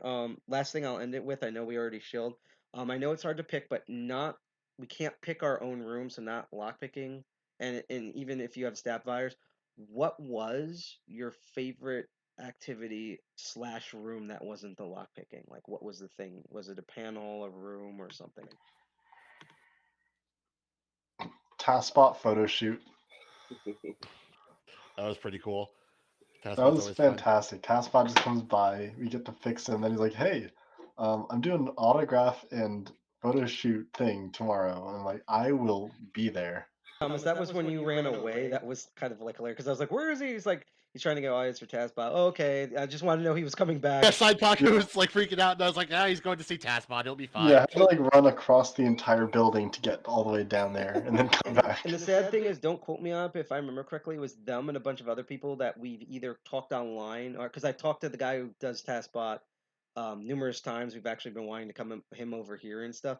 If I remember correctly, he I think was at our panel or caught the end of it. Same thing with Boundary Break because we met them at like it was like it's always like it's kind of hilarious that like we have this panel now and they have their panels and like now we all see each other's panels because of the hacking community stuff. So that's kind of funny. That's cool. I now don't that- know. I'm yeah. not sure. My whole thing is like I don't personally know him, but I know that's a thing between like all of us, like modern vintage gamer and stuff. Like we're all like that.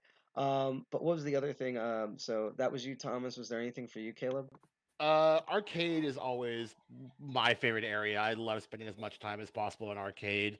For specifically though, I got to spend a lot of time with the new Black Knight pinball table and got my ass kicked repeatedly by it, but it was super duper fun attempting to give me your money. I really want to play the Roller Coaster Tycoon one, but it's always broken. One of my neighbors had that when I was in like elementary school. It was so much fun. 3 quick things about the arcade.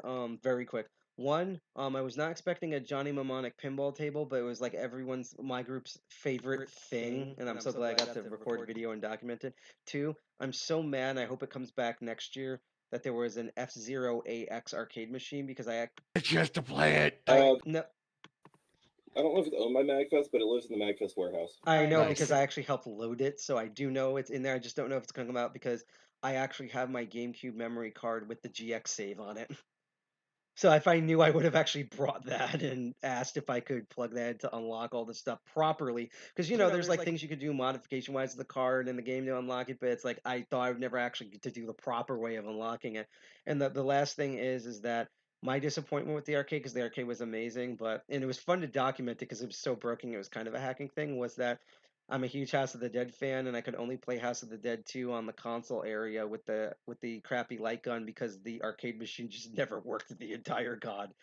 It was just dead. Disappointed the House of the Dead 2 machine was down. Alien Skee Ball was also broken. The guy would not register any hits, so you couldn't dunk the alien. Yeah. Jared, what was your? You might know me. You might be biased and so worried, but what was besides lockpicking? Like, what was your favorite room in the kind? I know that's like asking your favorite between all your kids. Like we're saying outside of our own thing. Obviously, I loved how the makerspace came together. It was the best we've done yet. It was super helpful for me. I had to repair my shoes. Oh yeah, but I think that even though we did lose some arcade collectors and like the number of machines were down, I think the quality of the machines was the top we've ever had. But Bit Brigade on the main stage, that was like, oh, that was so high. Made it for me. They did their Zelda set, and it's such a good set. I was actually supposed to see Bit Brigade at in April 2020 when at Johnny Brenda's in Philadelphia, and that ended up getting canceled because of COVID. So being able to see them as like one of my first, basically my second live show after COVID ended, or after we were able to go out and do things, was just like so good. My favorite room, my second favorite room was probably, it's not because my staff or friend worked there, but is the museum the computer museum that was there, where when you walked in, they set up this like Halloween store looking demon thing, and they had Doom emulated on all the machines, and then they had so many amazing retro computers, Japanese machines. What's so mad is I actually have very few pictures of that room because I was so distracted. And it's like, this is the type of computer port our group likes. Why didn't I take pictures? I'm sure pictures are going to show up online, and I'm pretty sure my other friends of mine took pictures, so I'll have to borrow theirs. But honestly, you know what sadly edges out that room as someone who's volunteered? Was the tea room. Oh yes, that was my favorite room. Didn't make it there. I was so excited to go, and I forgot to go. You could only like you had to make your tea, or someone had to make it for you when you had to leave and stuff. But that's like all the good snacks. I basically every morning I went there and I got the English black tea, and I was good for the entire con. Like I didn't need like a Monster Energy drink or something. It was that, and like that really saved me the every day of the con. So that was actually like my favorite room. Non-ironically. That's actually a lot of people's favorite room. Hopefully in 2023, I can make my room one where I can actually stay there and just chill out if COVID's not. Yeah, normally it's just kind of a quiet staff area. They'll have some they might have like puzzles, some coloring books around, and just everybody's just very relaxed. Crazy story to me, and I'm going to end it with this. Happened at the tea room, because I don't know if you heard of this. So before I went down to volunteer for signage for the rest of the con, which was an amazing challenge in of itself, but that we end up in the tea room just to check on it, and apparently there was an artist from Canada where, because he had now more stuff to leave to go back to Canada with than he couldn't take all his art with him. So he just dumped a ton of it in the tea room. So it was just free, high quality like art that would normally sell for $100 at the vendor's table for everyone. And I got a ton of amazing artworks that are gonna be gifts for my friends. Like there was a mermaid one. I have a friend who's completely obsessed with mermaids, things like that. So it was literally the last when they were like packing up and everything. So like that was it. And they're downstairs. Otherwise, I'd grab the posters and show you. But yeah, I'm probably gonna take pictures of them later and send them to everyone. I can't remember. And what's sad is that if I knew they were there and you wanted one, I would have grabbed one. So I hate twisting that knife in, but I couldn't remember. Likely there wasn't. I didn't see many. Yeah. But what was the other thing, real quick? And then I really have to end this because now my brain's dying. Not because of you guys. I've been dealing with. Well, no, we're gonna. I hope not. I already took a test. Stop putting the seated out. No, it's that no, I've been dealing with like a personal crisis all week. I'm actually probably going to talk about it on our meeting. It's going to be online, entirely virtually. It's going to be this Friday at 8 p.m. Surprisingly, it's going to be on time. I already know what's going on, and we're going to have to make an announcement. Some good, some that are kind of difficult, to be honest. We're still operating, like DCG 2.1's not going anywhere. I'm not resigning or something like that. It's not that. It's just I have to do an update, and it's probably going to be the most amount of community updates I've ever done on the stream. So I'm already preparing for that, and that's why I'm feeling tired, because I've just gotten through all of those, and now I'm like, but no, I'm so excited. Like, I'll put it this way, right? I haven't heard anything, but because I have to say this with everything now, thanks to the pandemic, I hope there's a MAGFest next year. And if it is, I don't care how broke I am. I don't care if I have to shoot myself out of a cannon. I will go there. And I'm just so excited to see. Even if I submit all this stuff, lockpicking panels I want to do and stuff, and they get all rejected, I'm now still gonna go if I'm able to go. Like, that's just a thing. Like, you guys, all guys and gals and in between, have convinced me this is a thing along. It's basically this at PAX East, Hope, and DEF CON I have to do like every year. So that's not ever going to change. So thank you for that. Awesome. All right. Yeah. So Side Pocket, thanks so much for having us on. It was really cool Absolutely. chatting with you and I'm reconnecting after the weekend. yes, and we're gonna all continue to, 'cause I guess we're all kind of like decent friends now, so we're gonna probably chat on and off in person throughout the year. If any of you guys go to, like, if we find out we're all going to, I know it's just your rival, but if we're all going to PAX East, or if anyone's gonna go to DEF CON or Hope, especially if you go to Hope and it's your first time, I get to do, since that I was close at MAGFest and being led around by all of you guys, like, I get to lead you around Hope. And so if you do, especially for Hackers on Planet Earth in New York, let me know. I'll give you a hint of one of the quick things I'm trying to work on. There's no guarantees it's going to be happening. Just real quick, and I know I keep saying just real quick, but I will want to end it with this, just because I feel like this is gonna. I want to end with everyone going what, and like a wow of what we're working on. And I'm not going to name names of who's sponsoring this, because there's a sponsor. I have a friend who does boat tours, and one of his specialties is he owns three specific yachts. Two of them are actually late 17th century yachts that are just have the minor conversions so that they're seaworthy today, like in terms of licensing and radio signals and stuff, but they are like Pirates of the Caribbean pirate ship type yachts.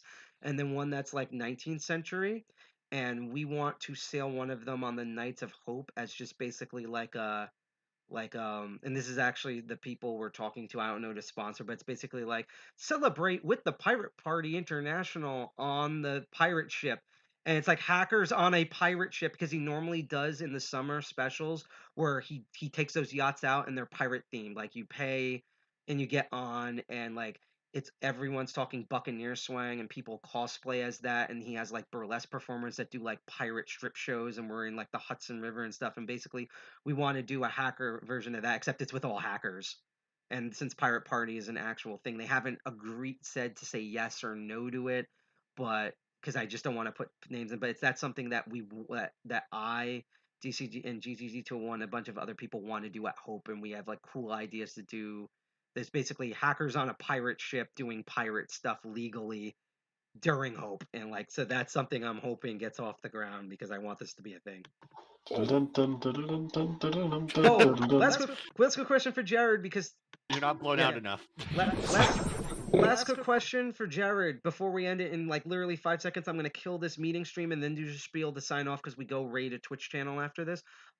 Jared, because people have been asking this all the time on Twitter. I don't know if MAGFest has done an answer. Has anyone actually sailed into the Gaylord, like sailed into MAGFest? Not that I know of, partly because it's always the middle of winter. We have done, actually, we have done evaluations of how much it would cost to bring barges and do magboat. MacBook. Because Not that hotels great. always sell out, and we've talked where there have been serious discussions on how to house people on the river. I will say though that you might also be discussing, even though honestly in my experience mostly the attendees were well behaved, and just to note that I was also in the security part of the Slack, so I got to see all the reports. So even with all of that, everyone was really well behaved for the most part. But I also wonder if some of the discussions on that was the same thing we're having with the pirate ship thing, which is hackers drinking falling off a boat. And hoping that never happens, and what should we do if it does happen, and like what safe measures, and yeah. In Tony Hawk's Underground, where you're in Florida and you have to crash a party boat.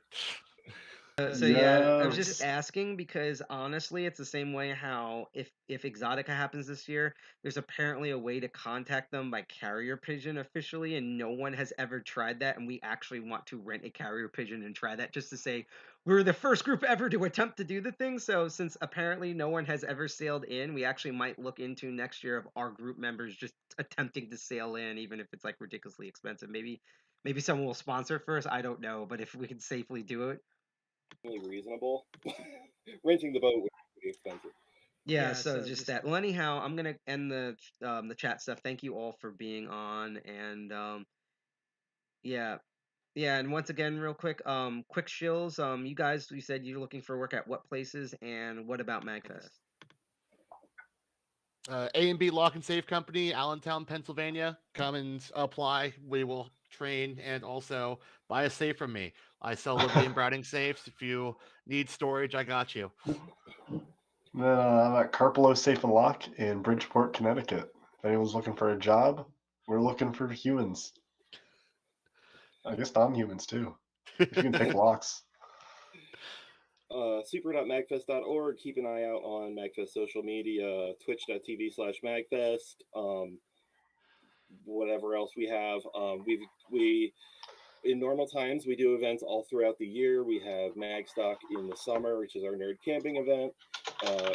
Game Over Richmond, Virginia, BitGen Gamer Fest in Baltimore, and MAGWest in Santa Clara, California.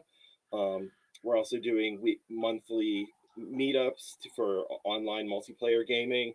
They'll do things like play Jackbox games, all kinds of different things. So keep an eye out. We got things going on all the time, except where for the next month or so we're recovering from. And it's shockingly, even though we started late, and that's why I'm ending this, we're actually past midnight. That's how much time flies fast on Eastern Standard Time.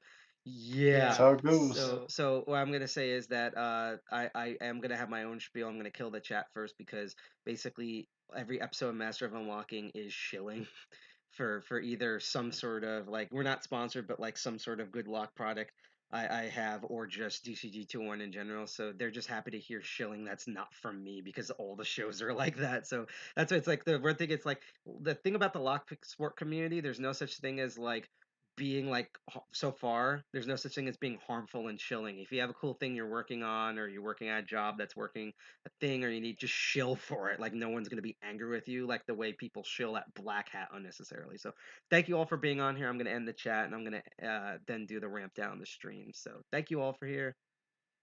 You too. Hack the planet. Peace, everybody.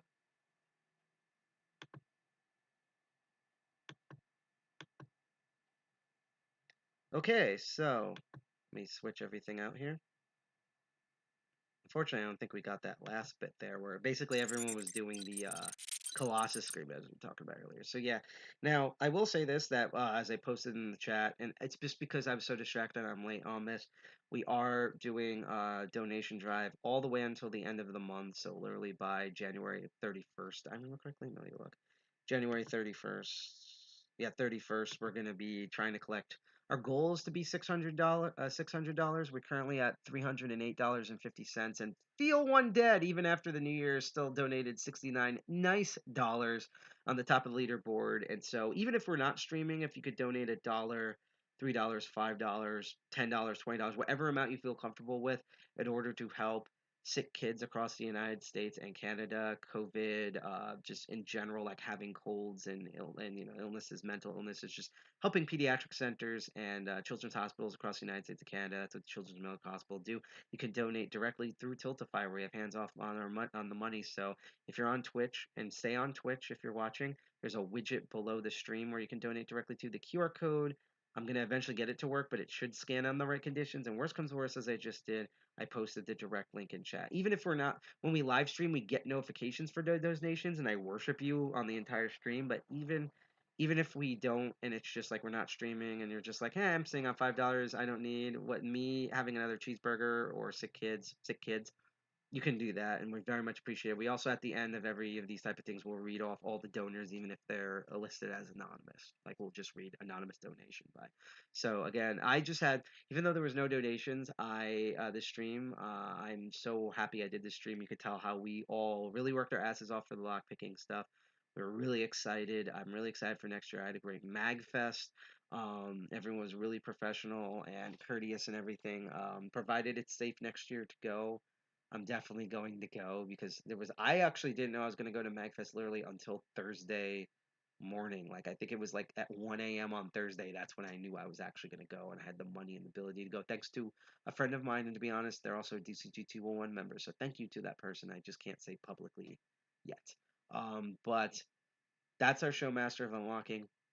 I will say, just because there's a bunch of stuff going on personally in my life. We also had MAGFest, which took our entire weekend. So sadly, this is going to be the only Master of Unlocking for this month.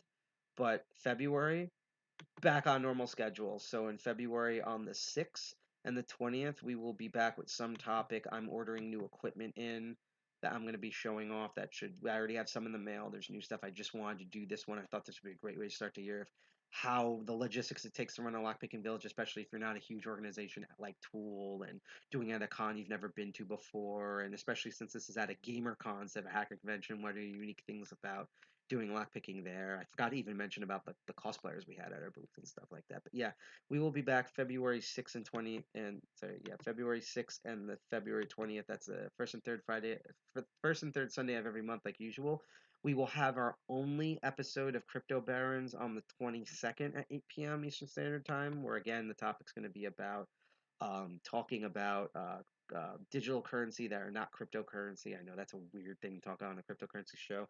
And then we will be back our normal schedule, second and third Saturday of every month, starting in February. Our meeting, which is going to be all online, and we should have might be a short meeting, but we're going to have at least stuff. We're going to be doing a lot of spring cleaning, telling you what's going on with DCG 201. I'm actually going to give I'm going to give a year map plan of what we're planning for, like, every meeting that doesn't include the surprises and some of the side projects we have begun to work on. No guarantees it'll happen, but we've begun to work on, actually literally starting since September of last year. And lastly, on Friday the 28th, I'm going to be doing another video game charity live stream for the Children's Miracle Network Hospitals. It's going to debut on the same day this time. I'm going to be purchasing, and live streaming Pokemon Legends Arceus, which I am not the biggest Pokemon fan, but I do love the Pokemon game. Start off with Red and Blue. My favorite is Gold and Silver. I'm a Gen 2 fan. Not biased about any of them because I feel like I'm one of the few people that like X and Y and things like that. But I'm going to be playing Pokemon Legends Arceus. I'm super hyped for that game, and I can't announce the guests yet. I'm hoping to announce the guests no later than this Sunday on the 23rd. But it's going to be guests related to archiving data on the internet. Will be our guests for that live stream. So you get to watch me stumble around trying to catch them all Pokemans, and we're going to be talking with amazing experts who literally catch them all. But it's about online data and archiving online digital and online data. Not that they'll be here, but like if you've heard of like archive.org, Wikipedia, all the amazing work people like that do. So I can't wait to announce what the guest list is for that. So anyhow, that's our show for Master of Unlocking. Um, I don't know if I moved the logo on the other screen, but yeah, I will see you next month on February 6th for more lockpicking stuff. Thank you for staying tuned. We're going to tune out with music and stay tuned because even though it's midnight, usually all the good people are on at midnight, especially for a Sunday night. So we're going to go and raid some sort of Twitch stream. So if you're on Twitch, stay tuned. Thank you for tuning in for this. I had so much fun, not only at MAGFest, but talking about it here. I was amazed. We had someone from MAGFest staff on. Jared's been amazing. Thank you again, Thomas, for Caleb, for supporting. Because the Lockpick Village, literally, if I just showed up with this, we would have been like my training case. Even though I'm proud of it, we would have been screwed. They are amazing instructors, and they were amazing, amazing instructors, teachers, and they had the equipment I didn't have. So super thanks to them. Thanks to MAGFest for hosting us. Thank you for watching this show. You go to website defcon21.org or social media to follow. Hack the Planet, Dirty Jersey represents, and remember, Peace, everybody. Enjoy the outro music. Stay tuned for Twitch for the raid.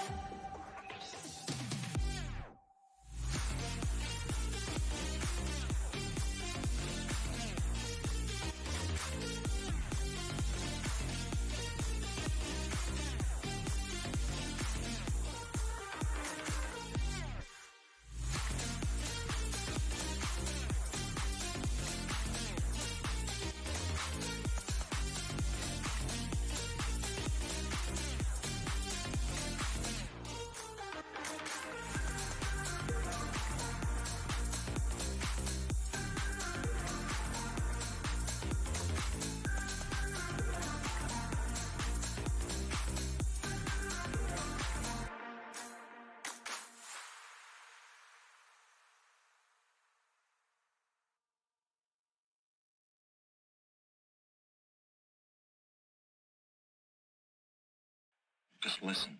That's the way computers talk to each other.